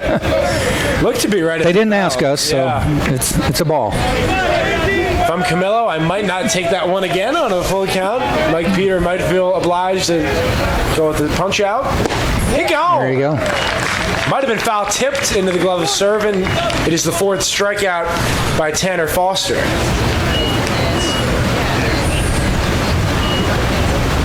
Now batting right fielder Michael Green. Michael Green up to the plate. He also struck out in the second. Was 0 for 4 last night, trying to find his first hit. Rolls it over to the Tampa dugout. We do have some movement in the Pioneer bullpen. It was number 35, and that is Brian Kavanaugh, a senior from East Meadow, New York.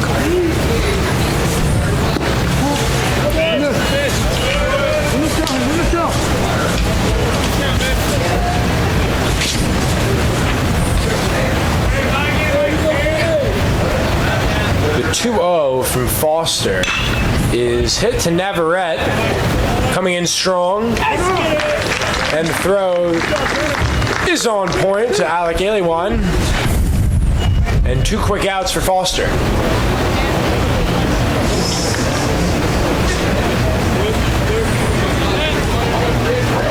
Foster does a fabulous job of keeping the game going. That's been one of the complaints about baseball. Oh, it's too long. I don't want to be there 4 hours. And don't get me wrong, certain guys are out there 2 minutes between pitches, you know. That's why they have a clock now. Yeah. Shot clock in baseball. Who'd have thought? That one is popped foul. Looks like Aliwan and Foster might have a play. Aliwan gives it a slide, but didn't get it. Hit just in front of the fence, in front of the LIU post dugout. Aliwan slid, but it about 2 feet out of his reach. A for effort for Double-A, Alec Aliwan trying to make the catch.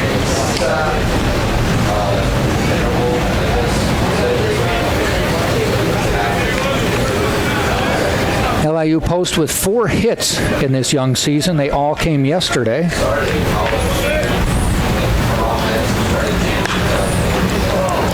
Heads up.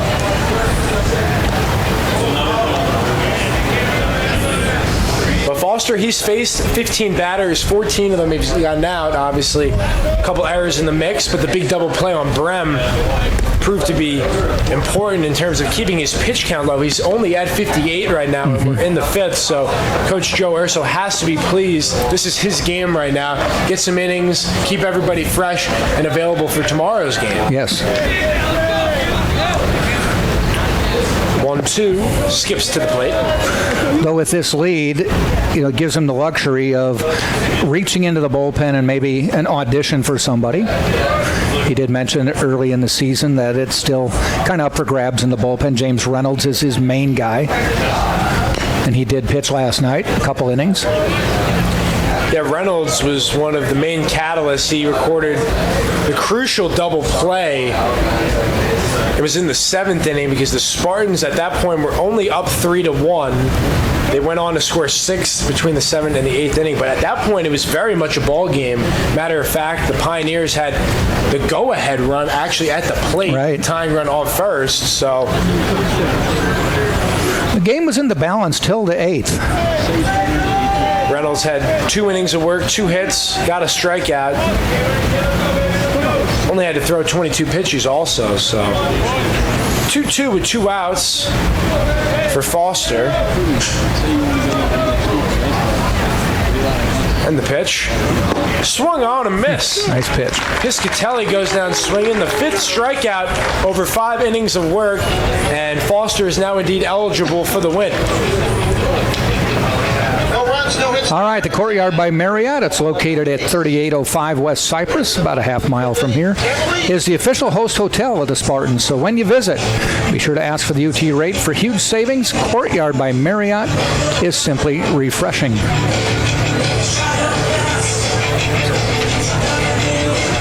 may just read some more again as we get going. I'm going to go down and get a soda. Do you need anything?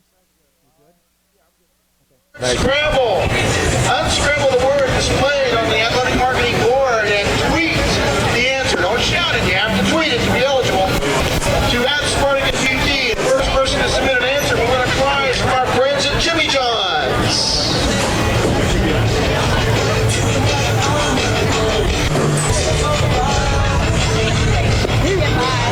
I have no idea what that is. I'm having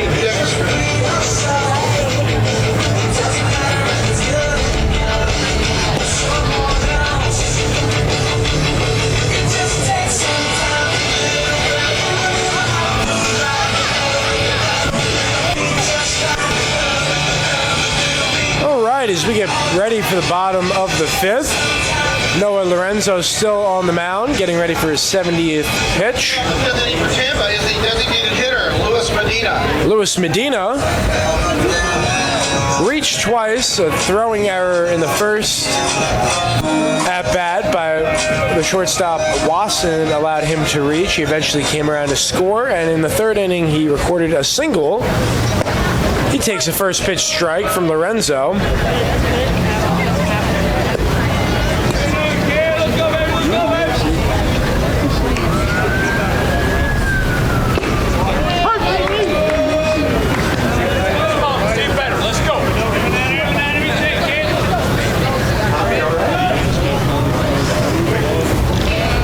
Two now.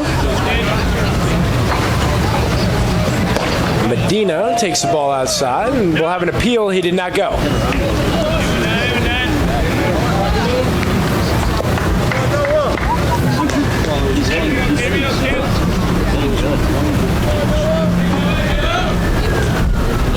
And the 1-2 is hit sky high. Let's see if Vogelika has an opportunity. He makes the catch. Anthony Vogelika with a premier play.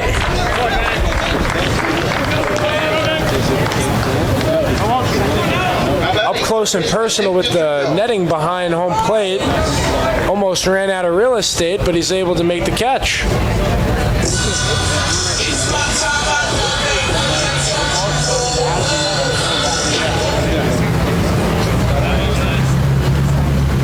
Lorenzo deals the first pitch to Nick DeTringo, fouled off. DeTringo doubled, was left stranded on third in the second, and he flew out to Piscatelli in the fourth.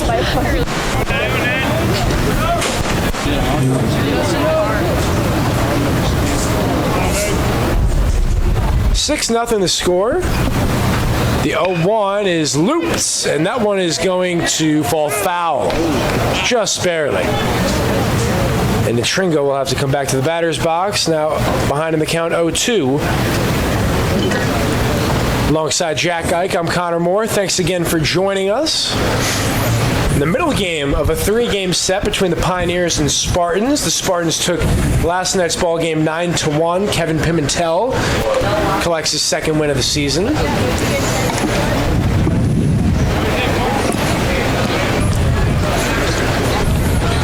As Stevie Mangrum on deck. Looks like Kavanaugh's ready, Jack. I would think so. Yeah. What'd you say the pitch count was? 90?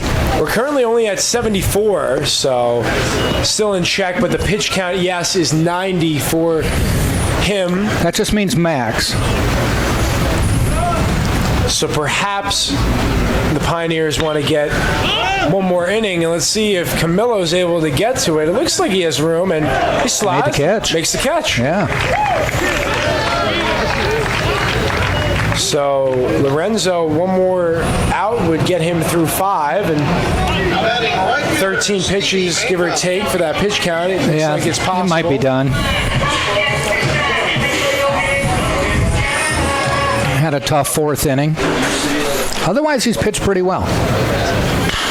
Yeah, the art of pitching is so difficult. As that one's fouled out of play, Camillo will give it a look. Got to prevent the big inning, because the big inning can just take a team down if you give up a 3 or a 4 spot, especially when you face a dynamite pitcher like the Spartans have. We saw Pimentel yesterday and Foster putting on a gem today.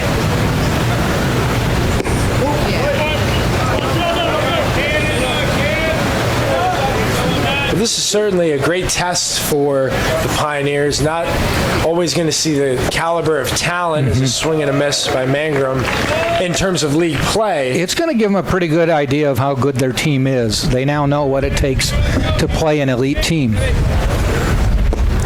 So they're not going to suffer down the road for this weekend.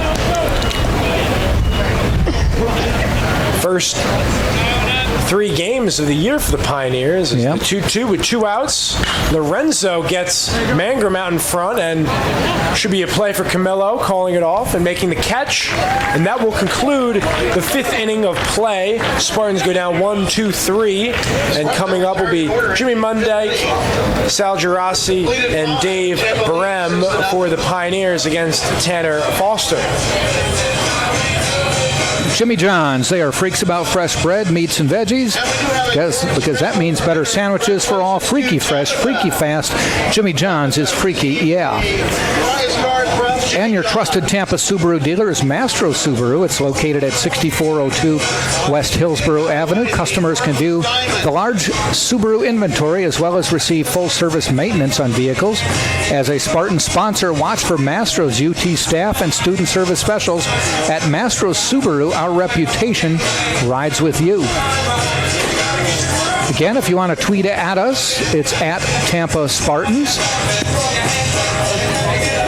No matter who you're cheering for. Been a pleasure to have you with us. What a ball game thus far, especially for the Spartans getting it done with the bats. And Tanner Foster is just telling everyone to sit down, relax, drink a Pepsi, why not, and enjoy the show. Sure. The only thing I can't do is put my feet up. Right. And that, if you're on the portal listening, you're doing that. I think people at home are doing that on the big screen.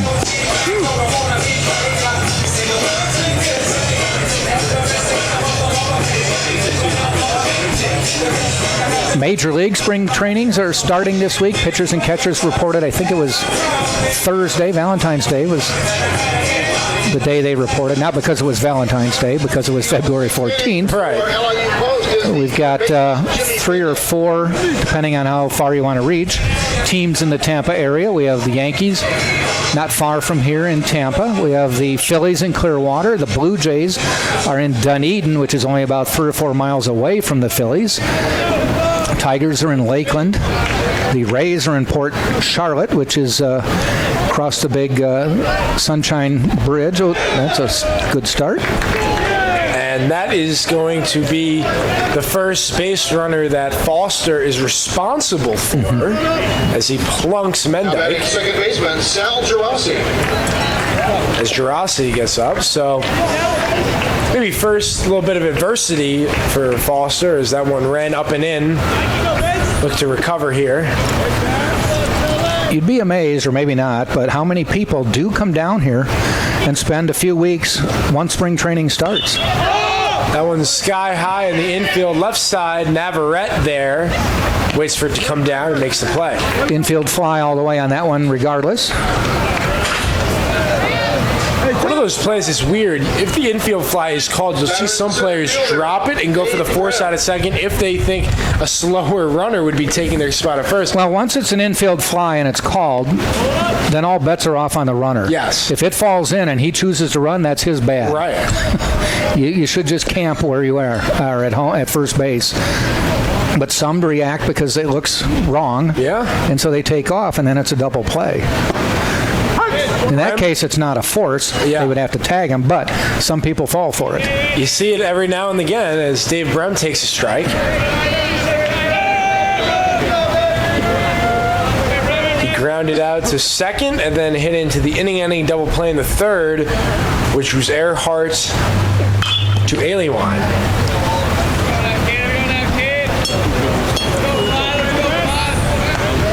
And quickly behind in the count now, 0-2. We have another game tomorrow, 1 o'clock. Will be the start. Today was 2 o'clock.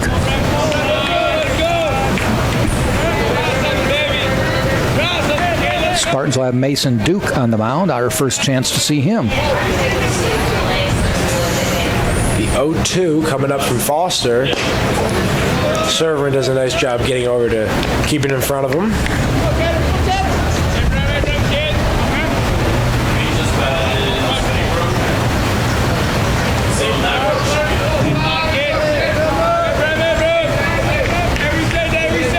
The 1-2. You know, Connor, you do. You're with the Spartans women's basketball team. A rare Saturday off for both the men's and women's teams. You know, a week ago I wondered if it might be an opportune time to get a break, but both teams, men's and women's teams, are playing really well right now, and it's like, oh, rather have you play and get another win. We got a chopper. This could be the 6-4-3, and it is not in time with the relay, as that one is safe. Beating it out is going to be Brem, and he's on base for the first time this season. season, Dave Brem, going back to what you were saying, Jack, it could not have come at a better time to have the bye week because... Think it was a good time? Yeah, our star transfer Dory Naj currently getting back from a fever which held her out of the game Wednesday at Rollins, so she was back at practice today feeling better. And then Aaliyah Abney, we have her redshirting this year. She currently picked it battling, up, didn't she? Oh, yeah, really? She's currently battling the bug. The same junk? Yeah, and it's been going around. It's been... My daughter had 2 days. She's an 8th grader. 2 days off of school. She was sick. And when she went back the next day, she came home with a sheet from the principal saying, there's a lot of junk going on around, and here are some of the symptoms. Yeah. And we're like, yeah, she got them. Check. In one of the classes, she said maybe half the kids were there. And it's not necessarily the same thing. It's all related, but you might have this, I might have that. All together makes for trouble. It's just a mess, yeah. Yeah. There it is, first hit. Yep. And it comes off the bat of Christopher Wasson.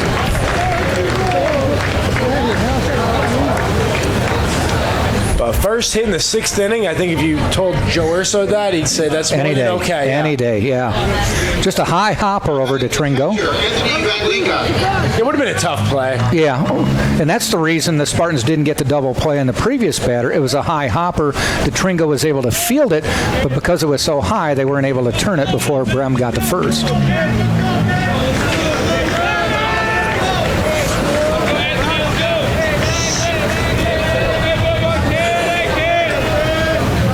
Now up at the bat, Anthony Vigalica with 2 on and 2 out. Takes a strike. I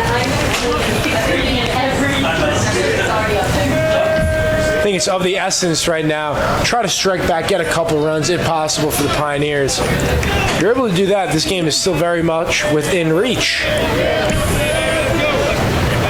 Vigalica, the number 3 hitter with Manzione on deck. It's who they want to play. Navarrete can be a tough play. Ranging the throw offline, and Aliwan does a perfect job keeping it in play, preventing that run from third from coming home. Yeah, he did a good job. He knew he had to get off the bag and just prevent the ball. Basically, he became a goalie at that point, and he just wanted to make sure it didn't get past him. Keeps a run from scoring. And now, with the bases loaded, one swing of the bat could change this game dramatically. And who could do it? Right here. He's happy about the win. He woke up this morning, saw it. He's got a shorter bat, but if he makes contact with it, it could go. Remember yesterday I thought it looked like he was swinging a toothpick? Yeah. Or a wiffle ball bat? Takes inside. So Foster will be his 75th pitch. Trying to earn the quality start, going through 6. Matter of fact, they're saying the wind is 16 miles an hour now, blowing out. So if Manzione gets a hold of one, go for a trip. And this one will be nubbed. Tringo takes his time, and he makes the play. Good play. And Tanner Foster gets out of trouble with no harm. And the Spartans keep the shutout alive. It'll be Navarrete, Torrielba, and Earhart coming up for the Spartans in the bottom of the 6th. Boy, that time Manzione just kind of topped the ball. Tringo with 3 plays that inning. One of them, all 3 of them were high hoppers, and he just had to wait. One of them actually did hop over his head. He didn't get to make the play, but both 2 of the plays he was able to make the play and try to turn the double play on one. This one he just took the easy out, but an active Nick Tringo in that inning. But a couple hits there for LIU Post. They got off the 0 mark. Jack, see if they change pitchers. I think they did. I believe it is Kavanaugh. Okay. Yeah, well, he's a righty, so that would tell me they most likely changed pitchers. Yes. So, be a new look for the Spartans. It is Brian Kavanaugh, a 6-foot senior from East Meadow, New York. I don't know if you have any stats on him from last season or not. Take a look. I know you've got it all right in front of you there. Courtyard Tampa downtown. He will try to stop the Spartans' bats. We'd like to thank them all for their support of athletics, and we hope that you will support them when you get a chance. Thank you. All right. Brian Kavanaugh. Last season appeared in 9 games with 4 starts. He was 2-2 over 22 innings. Tally 15 strikeouts with that. Notched 5 strikeouts and 4 1/3 against New York Institute Technology, and he got the win against Southern Connecticut State April 14th. And he gets his first taste of action against the Spartans, and Navarrete will be his first batter. Kind of hoping David Marmon gets in, since I got to shag flies with him. He's nice enough to let me catch a couple. He even told me to go get a couple. Yeah. I hit him, and he goes, "That's yours." And I started moving. I said, "No, it isn't." I said, "Not anymore." Right. 15 years ago, maybe. And leading off the sixth inning for Tampa is the shortstop, Mikey Navarrete. Navarrete grounded out to third in the second and recorded a single in the fourth, and he came around to score. Part of that 4-run fourth inning for Tampa.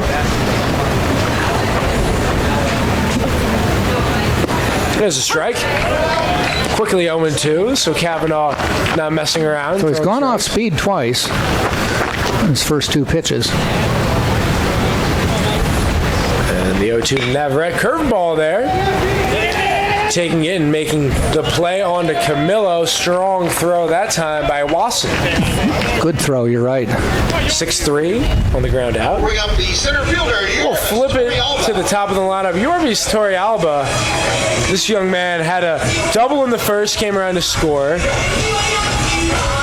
He popped out to Gerasi in the second, and he drove the 3-run homer in the fourth, which has been the play of the game thus far.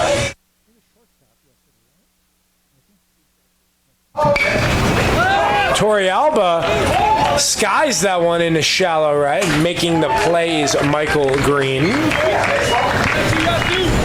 One pitch, one out to Torrealba. And Drew Earhart now at the plate. Second baseman, Drew Earhart.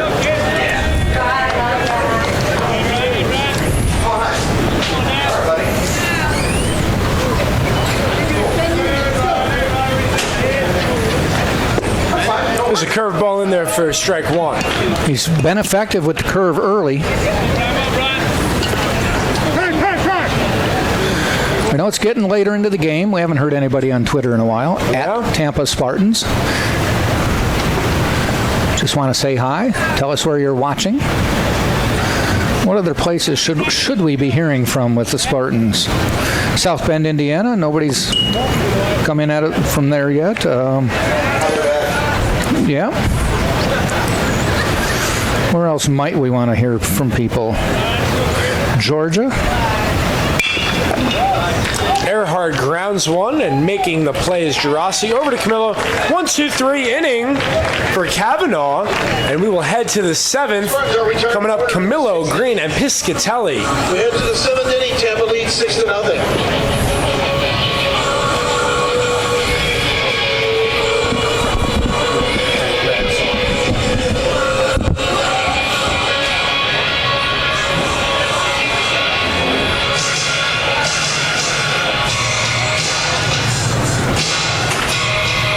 Spartans, 6 runs, 10 hits, 2 errors, and LIU Post, no runs, 2 hits, 1 error. Connor Moore is going to run downstairs, get himself a burger while he can here in the 7th inning. Tanner Foster on the mound for the Spartans.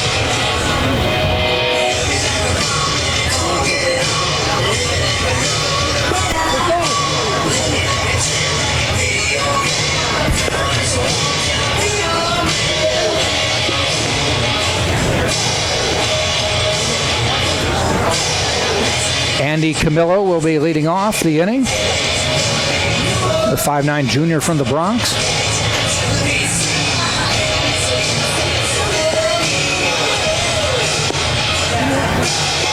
For the day, he is 0 for 2.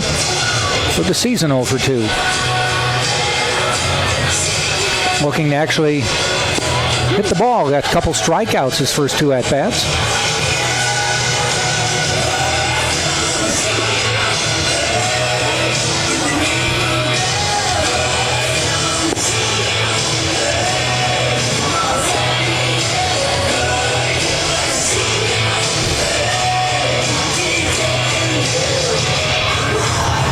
Leading off the 7th inning, Tanner Foster into inning number 7, holding on to a 6-0 lead. Thanks for joining us, whether you're a Spartan fan or a Pioneer fan. Appreciate it. Camillo waits. Foster gets the sign. First pitch, call strike.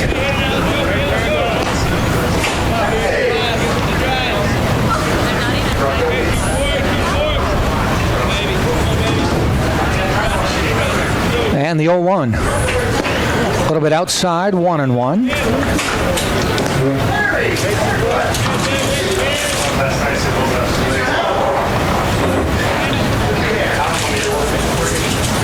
One pitch on the way. Ground ball. DeTringo on one hop. Unloads across the infield in time. 1 up, 1 down.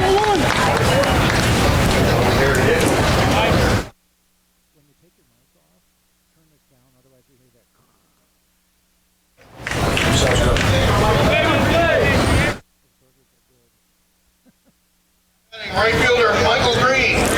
Michael Green to the plate. He's got a ground out and a strikeout. Top of the 7th, 6-0 Tampa. Spartans were 9-1 winners last night.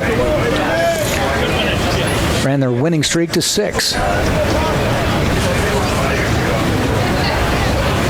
First pitch was a ball. And a strike.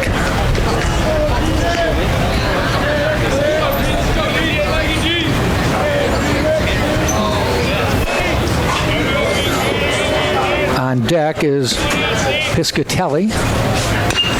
Foul ball. 1 ball, 2 strikes.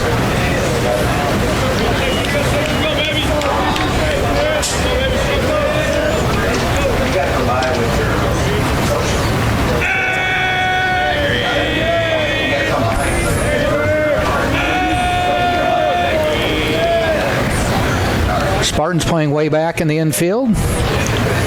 Deep in left. And as you work your way around, getting shallower each time. And a little pop-up heading towards center field, but no, Drew Earhart just on the outfield grass. Makes the catch, 2 out.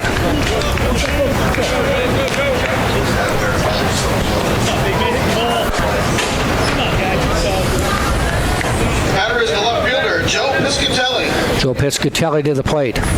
Flew out to Danny Maynard in left. Struck out his last time up.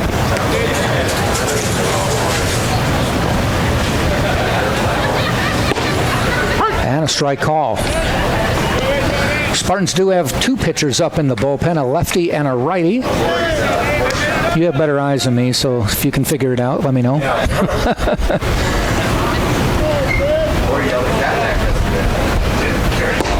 Though I did just go to the optometrist this week, so. 1-1 pitch coming up.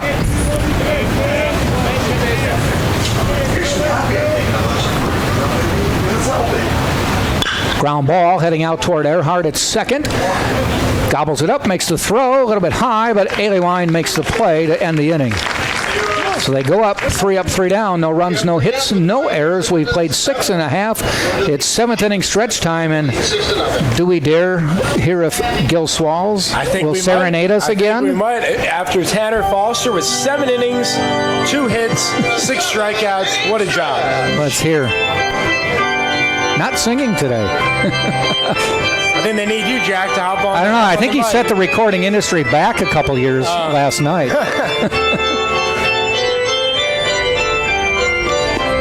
Havana getting ready for his 2nd inning of work. He looked sharp, only needed 7 pitches to get through the 3 batters he faced.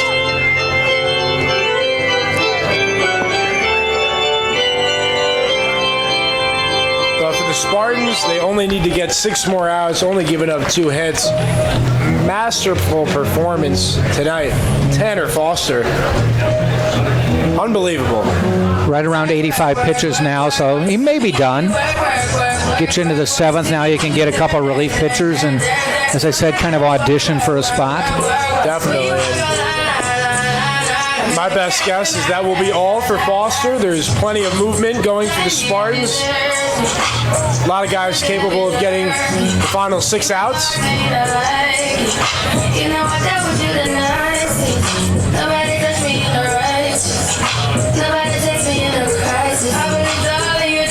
Taking a look. Get ready for the Spartans. Alec Aliwan, Danny Servin, Danny Maynard in the bottom of the 7th inning. The Spartans, they have 10 hits and 26 at-bats. That's good for a .385 percentage. Pioneers, they're 2 for 24. That's .83. And the Spartans, they're 4 for 8 with runners in scoring position. That has been... And Alien Wine not happy. He wasn't ready. Yeah. He's like, we're ready? I didn't know that. Blue? And count now goes 1-1. Well, right now I'm losing my over-under on home runs today. Yeah. Torrealba felt you, though. He came in with a big swing. Yeah. There's been a couple that... It made me optimistic I would reach my goal.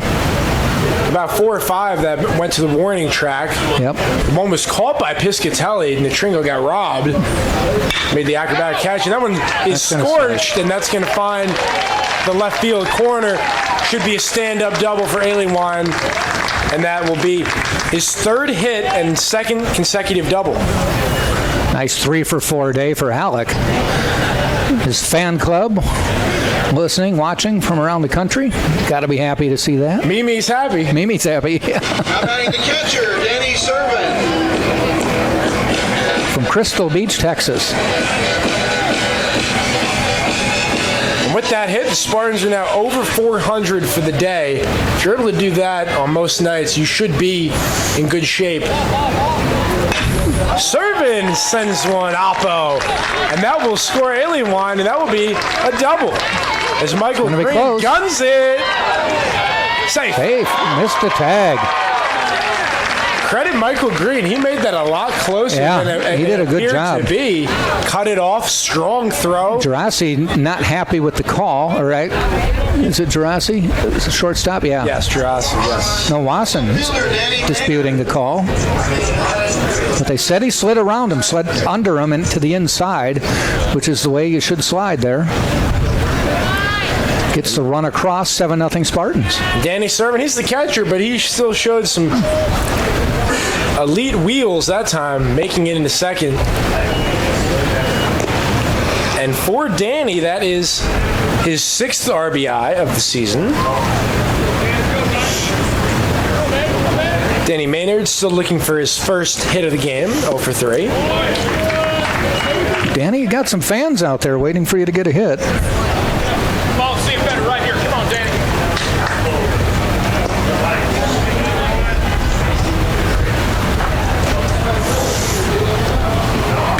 And that one is hit to the hot corner. Looks back the runner, makes the throw in time. 5-3. Mendick to Camillo, and staying at second is Servin. You know, if you're a third baseman, that one you really have to appreciate. That one took a nice hop for you. Didn't make you do anything out of the ordinary just to make the routine play, and Mendick's got to be happy with that. Held the runner, got the out. If only they were all that easy, right? Yeah. There's a lot of them that... He's had some bullets bouncing away from him today. All right, and we will have a pinch hitter for the Spartans. Jack will give us a rundown. It is Keenan Bell coming to the plate, a junior from Jacksonville, Florida, by way of the University of Florida, first-year player with the Spartans. So he will pinch hit for Luis Medina and will take over as the designated hitter. On the year, this is at bat number 13. He's got 2 hits. One of them was a double. He's also walked, struck out 4 times.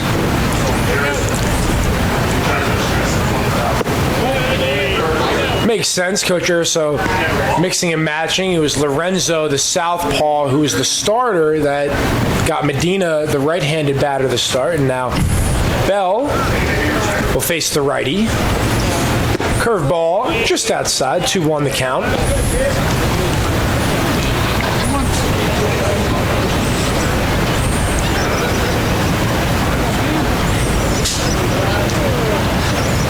Here's the pitch. Good scoop there. Keeps serving at second.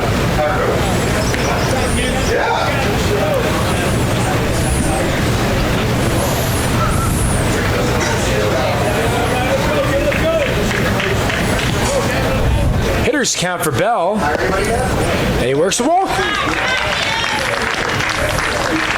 Went up there to swing, didn't have to. All right. Second walk of the year. Now batting third baseman Nick Petringo. With 2 on, 1 out.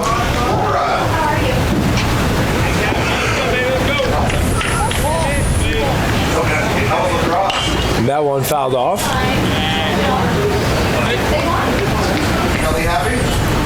Just got word that our women's lacrosse team defeated Queens earlier today. Nice. On the home field, right? On their home field. It was the home opener. Men will be playing Wednesday against Adelphi in their home opener. Okay. Snap throw to first, and Bell was very far off. A better throw would have had him. Yeah, they threw that to the infield side. They might have had him. Not that it's an easy throw, but just saying if the throw were to the infield side, they might have had him. Might make Bell reconsider his secondary lead after that. Well, they're not holding him. So they had Camillo jump back and try to get there.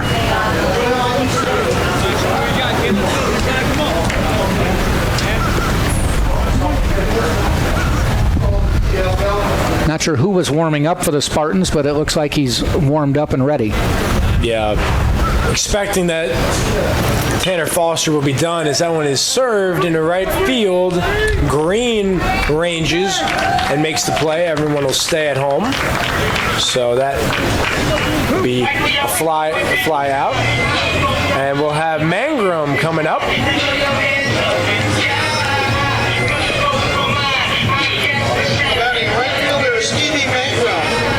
12 hits for the Spartans. Yeah, they bunched them up today, and that yesterday they kind of put them all into one inning. Yeah, they had 9 runs on 9 hits yesterday. As that will be a base hit for Mangrum.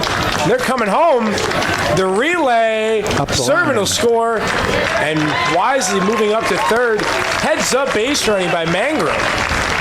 Well, with 2 outs, both runners should have been going. Servant able to score. The throw was about 30 feet up the line, which meant Servant was going to score. Mangrum smart enough to keep moving on to third. 8-0 now on 13 hits. Yeah, so Navarrete now with runners on the corners and 2 outs. So Alec and Stevie both with 3 hits for the Spartans, and you have Tori Alba and Servant with 2 apiece, as that one is driven deep to left field, carrying, and whoa, what a catch by Piscatelli. He's not getting up. I hope he's okay. He held the glove up. So Joe Piscatelli, he had some trouble with the first few sent his way, but these last 2, web gems. Dramatic, there, yeah. Hit the fence hard. He's up. That's good to see. Running in. Having some fun with the tequila sign back there in left field, making the catch, and he saves what could have been 2 runs and might have been a triple or inside the Parker had the one carried off the ball. Yep. Nice catch. He's adjusted well after having the first couple plays where he had to figure out the wind, and he was able to do it.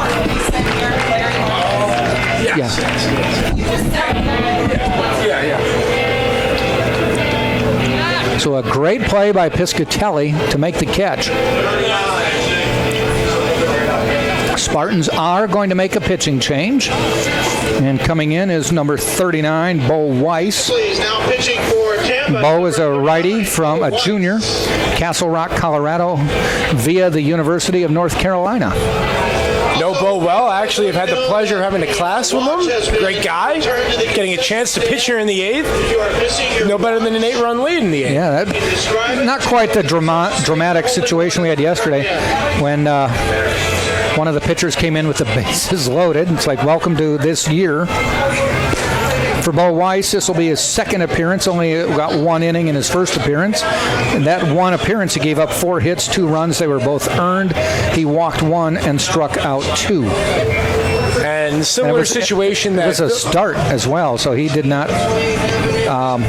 fare well in his first start. Just got through one inning. Yeah, and similar situation that he's coming into as Devin Phillips did yesterday with a big lead. Come in, throw strikes, make them beat you, don't put free runners on, and trust the defense behind you to make plays.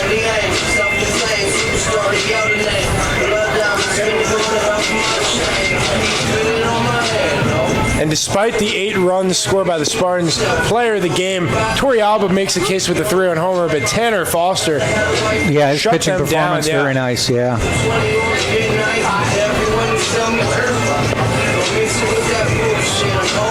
Mike Peter trying to communicate with us here. That there is a new pitcher.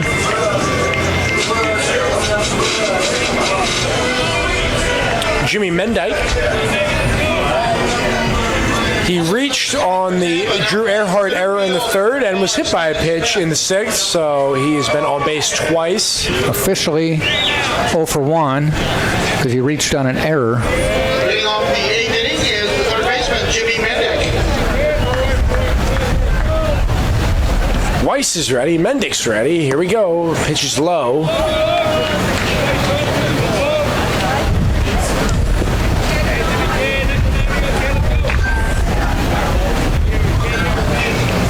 Torrey Alba will lead things off with the Spartans in the bottom of the 8th. And Weiss ahead in the count.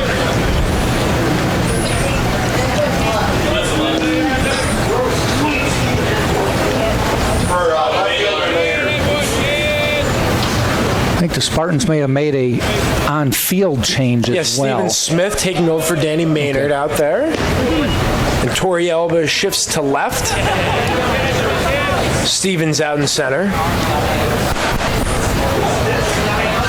The 2-1, and that one is clubbed to Navarrete.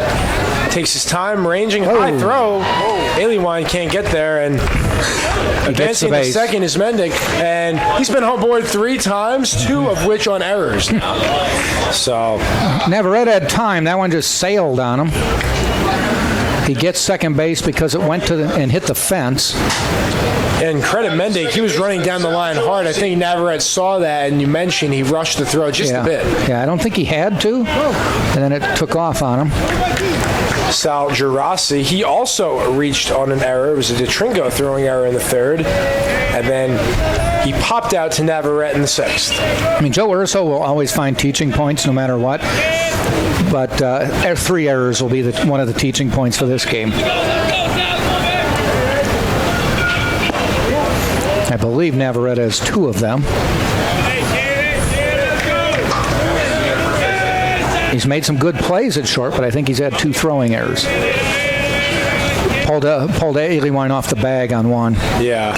This went over his head. 1-1 the count on Girassi.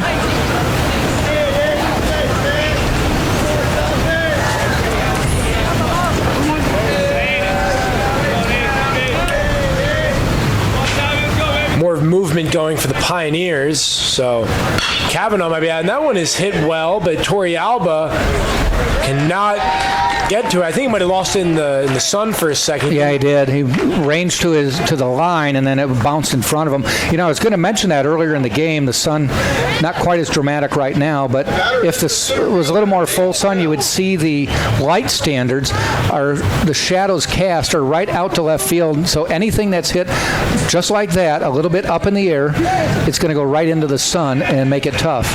And we've seen Torrey Alba in the first 2 games. He played right field yesterday. He started today in center, now in left, so he's been everywhere in the outfield. And Dave Brem, one of the big hitters for the Pioneers with the marvelous opportunities. He takes a strike. Runners on the corners, nobody out in the 8th. And Spartans have an 8-run lead, but the Pioneers could find their offense here. 0-1 coming up from Weiss. Brem holds up. The Fosters of St. Mary's, Iowa said now pitching is Tanner's Roomy Bo. Great kid, go Spartans. All right. Have a lot to talk about after the game. Yeah. That one is hit on a button. Coming in, Stephen Smith. Will they send him? They will. And the throw. He stayed. Yeah, just a bluff. Good arm by Stephen Smith. Wanted to draw the throw. The throw was up the first baseline, but it was such a strong throw that I think if Mendick were to come home, would have been a close play. Yep. But Yep. And obviously, no need to send the runner there because you're down by 8. You need to value. You need these 8. outs. You don't need just this one. Can't risk losing it If out. it was just a to 1-0, get 2-1 game, It'd be maybe you do. different, right. Yeah. Because now you're trying to get back in the game. So Wasson up now with 1 out. Takes his first pitch strike. He grounded out to third, flew out to center, and reached on a single this first 3 for Wasson. He recorded the first hit. That one gets away. Runner will move. Gerasi going to second. So runners in scoring position now for the Pioneers. If Wasson were to connect on a hit, they would cut into the lead. Wadlika awaits on deck. Pass ball is the call. And that one is hit high. It is far, but going, and it will be off the wall. And that will score 2. And it's a double for Wasson, and that ball was the best hit one of the series thus far for the Pioneers. No doubt about that. He put it in the gap. A dive from Stephen Smith, but it was kind of for naught there. That one was going to get to the wall, and it did on 1 hop. So solidly hit ball. Runners had to wait a little bit to make sure, easily scoring from third, and then Mike Gaffney sent the runner from second in. So a crooked number is finally on the scoreboard for LIU Post. It's a 2-bark in the 8th, and we're not done yet. We have Aglika now with 1 out, Wasson on second, and Manzione on deck. No one in the bullpen warming up for the Spartans, so this is Bo Weiss's inning at the very least. And that one is crushed, and that's going to fall in front of Torrealba. Gaffney's sending him. I don't know what he was thinking about that because Torrealba's got a cannon out there. He wasn't going to make it there. That might, and it does get Joe Urso out of the dugout, motioning to somebody to get ready. But like I said, you had an 8-0 lead. You've gotten great innings from Tanner Foster, and now it's a chance for some relief pitchers to step up and show what they've got. Bo's had a little bit of trouble here. This is an important part. Runners around the corners went out, but for Bo, you still have a 6-run lead, so it's all fine. There's no need to worry. Focus on Manzione here. Try to get him to hit one on the ground, and might be able to double him up. He came up, bases loaded last time, and hit a chopper, just nubbed it out toward Nick DeTringo halfway between the plate and third, and they got the easy out. Bo's ahead in the count 0-1. Now 0-2.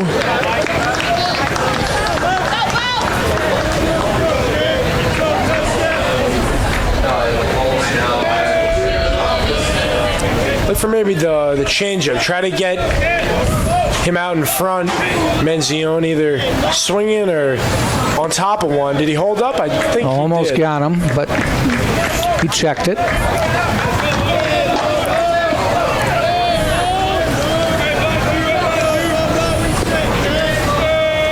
Long pause as he stares to Servin. And the 1-2. Did he go? Nope. Or is it drop third strike, or what is it? He did not go, I don't believe. Manzione ran all the way to first. Now they're calling him out.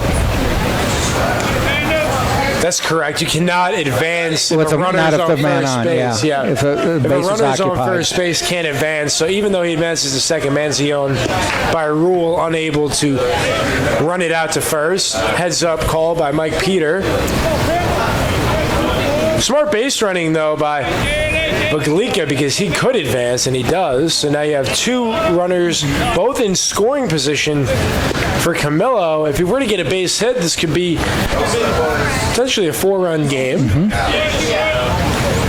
But Weiss looking to get one out, limit the damage.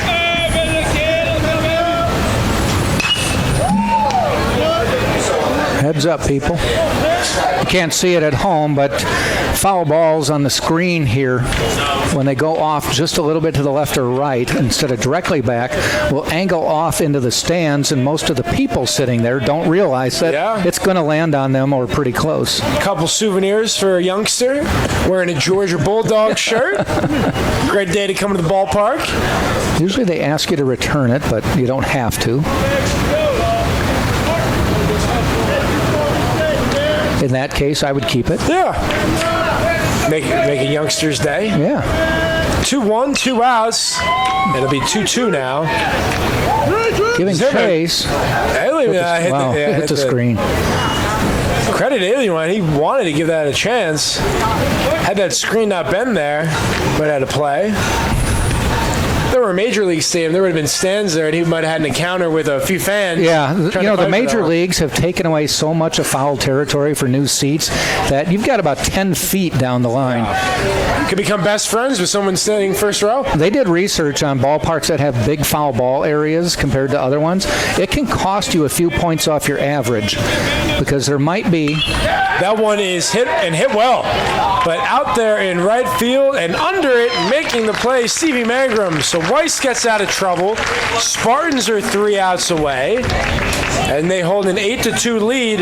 Torrealba, Earhart, and Aliwine coming up in the bottom of the 8th. What they were saying is, if you've got a bigger foul territory, it can cost you anywhere from 2 to 5 at-bats a season where you just foul out that might have gone, that nowadays go into the seats.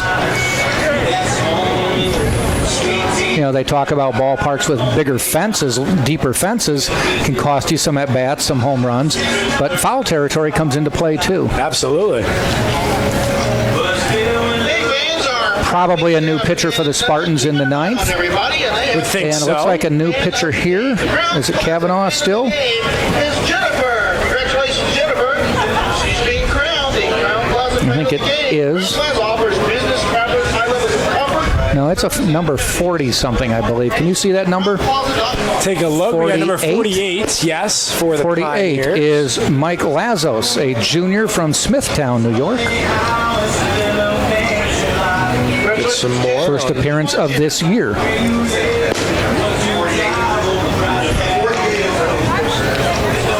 Get his first glimpse of the season.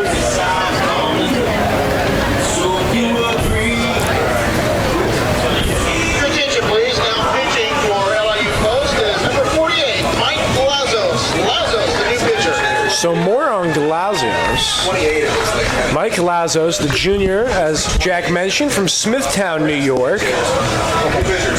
Last year appeared in 10 games, 24 and 2/3 innings with 20 strikeouts, and he had 2 saves, so reliever they count on.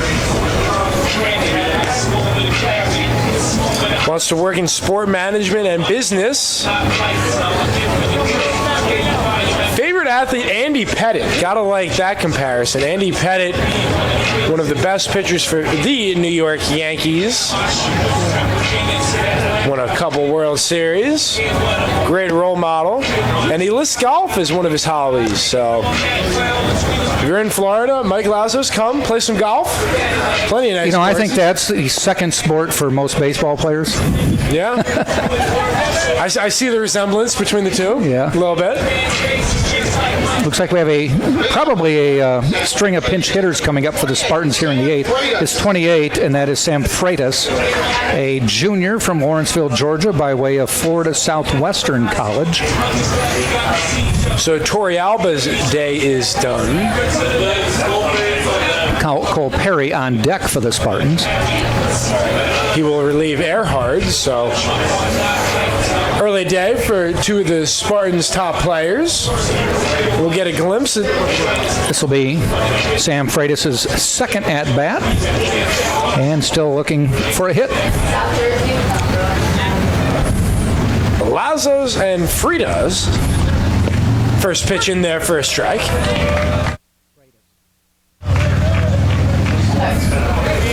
Defense playing straight up.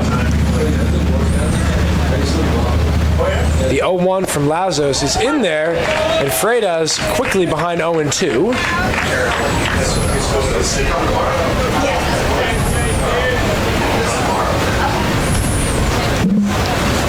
And the pitch, spoiled. We'll do it again. Heads up over there. And that's the Oh, third you got two souvenir. of them. All right, now you can sell one. Yeah, I think he's got three. He does have three. Okay. Well, he's gonna Three for $1. If he's got brothers, he'll make him jealous. Yeah. He's in the perfect spot. He is. Any viewer watching, you can stand right there. But it's a heads-up spot, though. You Stand got to right be by on the guard. electrical room. Right in front of the electrical room is the money spot for foul balls, ladies and gentlemen. Bounces to the plate, and it is 2-2.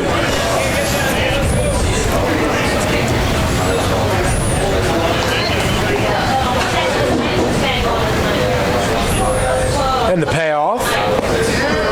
Look good, but moves to a full count.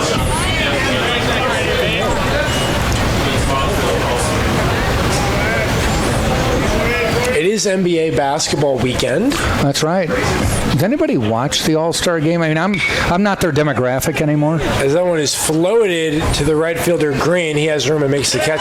It's a great point because there is zero defense played in that ball game. I know. And now we have Team LeBron and Team Curry, so they draft their own team. Yes. No longer the East. I thought it was Team Giannis. Yeah, it might be Team Giannis. It was Curry last year. Yeah. So Giannis is returning the favor by giving Curry the first pick. But Yeah. now it'll be interesting and a lot of top. You know, the players. NBA All-Star game is no defense. The NFL All-Star game is touch football. Right. Major League All-Star game still some competition. Yeah, Major it's League- not Pete Rose knocking over Yeah. Ray Fosse at home plate anymore. But And there is significance, obviously. In the others, there isn't a real incentive to win. yeah, baseball does tie the you get to home field. Home field for the World Series. That makes a huge difference for any contender. So. Which I don't know if they should be dangling that in front. I think maybe the best record, or they used to alternate National League, American League. Yep. Our buddy over there was hoping he might get a fourth. Yeah. Have to wait. Yep. Are they going to take him from him? Are they going to take him? Yes, I think so. Give him one. Got to give. Yeah, okay. They gave him They gave him a one. brand new one. They swapped. There we go. And there's a base hit. You couldn't see it, but the kid looks like maybe a sixth grader. Yep. And he had 4 baseballs, and one of the Spartan pitchers came over and said, "We'll take those 4. We'll give you a brand new one, though. Not a bad deal. As Maybe autographed." Perry wasted no time. First pitch swinging. Connects on a base hit up the middle. Alienwine still out there. Looking to do some more damage. Build on a 3 for 4 day at work. You know, it may seem simple, but baseballs are an important commodity at the college level. Yeah? That's whatever, $12 or something, $8. Alienwine skies one down the left side. Makes the bullpen have to move. And all that scatting around might have helped the Spartans and Alienwine stay at the plate because no Pioneer was able to locate that one. It landed in play. It didn't hit the fence, but it was a tough run for short and third to try to just get to that spot. And Piscatelli had no realistic chance moving over from left field either. No.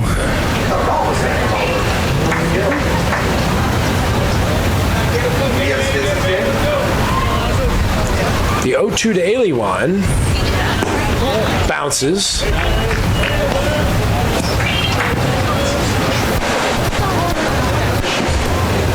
Yeah. Healthy lead by Perry off first. Rough race. Bit bad. LIU chops one. Camillo is going to try to start the double play, and safe on the relay is LIU. They get the lead runner, Perry. That was a well-executed play, though. They almost got the double play.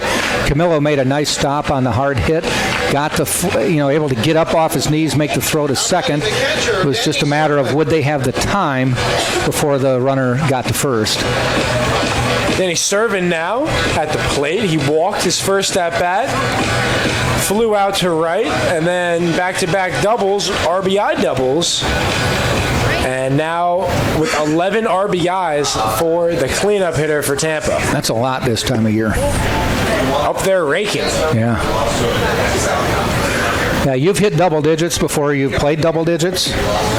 You're driving in runs. And what better spot than fourth in the batting order for a run producer? That one should find it, yeah, in the right center field gap. LIU running hard. You might want to make it 12 RBI. Yeah, and this looks like a triple for Servin, and it will be. Standing up. His third hit of the day. And yeah, 12 RBIs, so that number is just going to continue to increase. LIU looks a little tired. He just did a 90-yard sprint. I wonder what his heart rate is right now. Give him some Gatorade to cool off, and he'll be good to go. That's a 90-yard sprint with turns. Steven Smith now with his first at-bat. He, of course, came in part of the double switch, took over center fielding duties.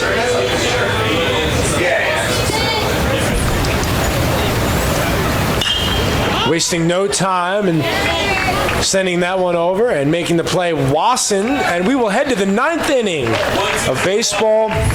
Spartans are up 9-2. 15 hits, Jack. How about that? Yeah, they've had a nice day at the plate, equaling the same run total as yesterday, but with 15 hits. Spartans picked up a run on 2 hits. No errors. Left a runner, but increased the lead. All the attention is going to come. What number does Joe Urso call take the mound for the 9th inning? It's Bo Weiss again. Bo Weiss will stay in there. All right. Makes sense with a 7-run lead. Well, it's a good move because it was a tough inning for Bo. And said, okay, we're going to see if you can do it this inning, starting fresh again. Just take that last inning, ignore it, and just let's shut them down and get home. This game is quick. We're only 2 hours and 10 minutes into it. Of course, I mentioned that, and they'll probably go another 45 minutes. Be here all night. I don't know if you have it for the women's softball that you do as well. Do you have double headers? We do, yes. We started against Ursuline with double headers. Well, wait till you do baseball because they're 9-inning games. Yeah, we'll see. Be prepared. See if you can get a nap in somewhere. Right, yeah. A little extra coffee. And there's always one of the games that doesn't go as expected. Oh, yeah. You think you're flying, something derails it.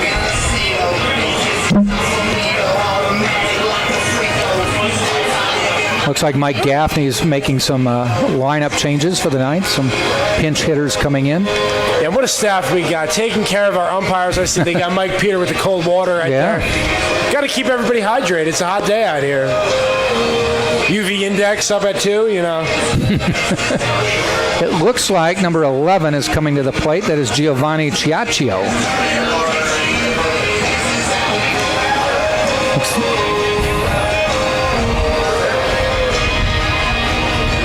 Cole Perry is going to go to second base. See if I see any other changes. Freitas, yes, and left. Freitas. 2 changes for the Spartans. And Ciaccio to the plate.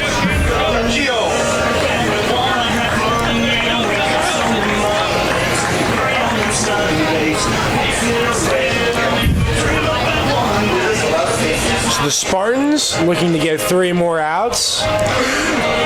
Would take the series, but you talk to anyone, they want, of course, the best. So, sweep. Indeed. Would look to potentially get that tomorrow. Reminder, 1 o'clock, right back here. Connor Moore, Jack Ike, thanks for joining us today. It's been a pleasure to have you with us. 20 combined hits, 11 runs, and some stellar pitching in between.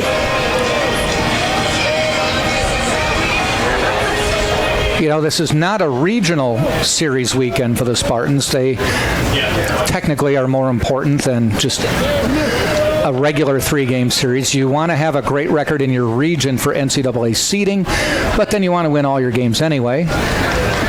Opportunities in games like this where you can experiment a little as the game evolves. Weiss pitches to Ciascio. It's 2-0 now, so Weiss trying to find the strike zone here. Good amount of the crowd hanging around. See the finale. Why not? It's mid-70s. Nice day. Still early.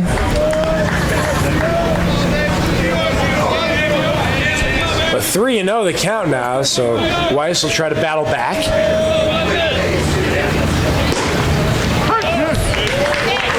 Just clips the corner. Wouldn't be surprised if Joe Urso does make a change if Weiss struggles out of the gate here. Swung on and missed, and the count moves full. Good job battling back from 3-0 to 3-2, but now complete the mission.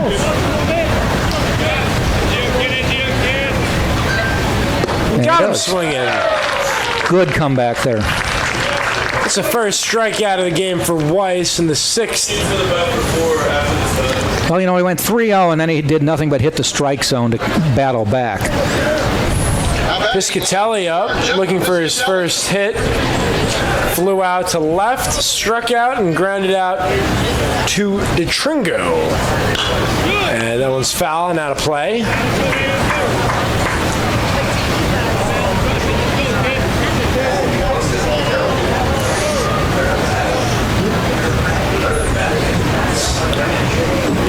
And the pitch from Weiss, outside.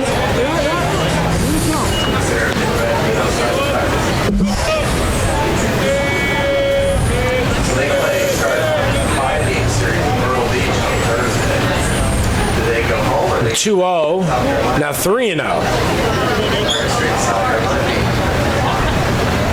Pardon, 2-1 is the count, fixing that on the big board.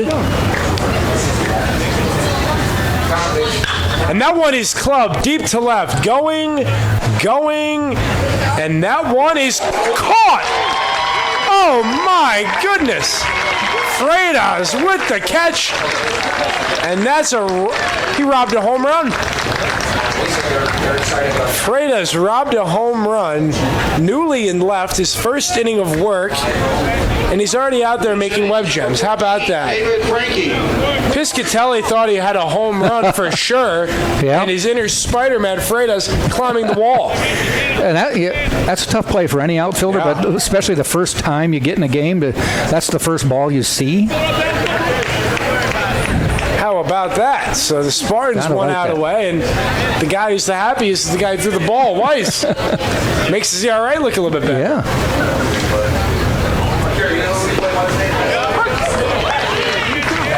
We have another pinch hitter for LIU Post. As it's 1-1. This is David Franchi. And the Pioneers are down to their last out. Coach Gabney told us we'd be expecting a lot of new faces.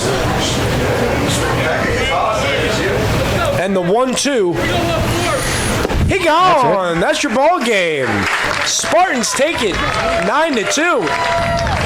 Jack, what a ball game. Starting Tanner Foster, and then you bring in Weiss. What a performance. Nice job by Foster to get it through 7 innings. And I think it was a nice job and nice move by Joe Urso to have Bo Weiss come in. Struggled in the 8th, but let him in to pitch the 9th, and he just kind of went lights out. Went 3-0 on the first batter, and then battled back and shut down the side after that. A big win for the Spartans. Yeah, team effort. They were 15 for 37 as a club hitting. That's a 405 plateau. That'll do it most nights. And they recorded 8 strikeouts as a team. So Spartans, they do it, and they take the first 2 games of the series. Jack Ike, I'm Connor Moore. Thanks so much for joining us. We'll be back here in action. Be sure to join us 1 o'clock tomorrow for the 3rd and final game. Pioneers and Spartans. Have a great one, folks. Take care.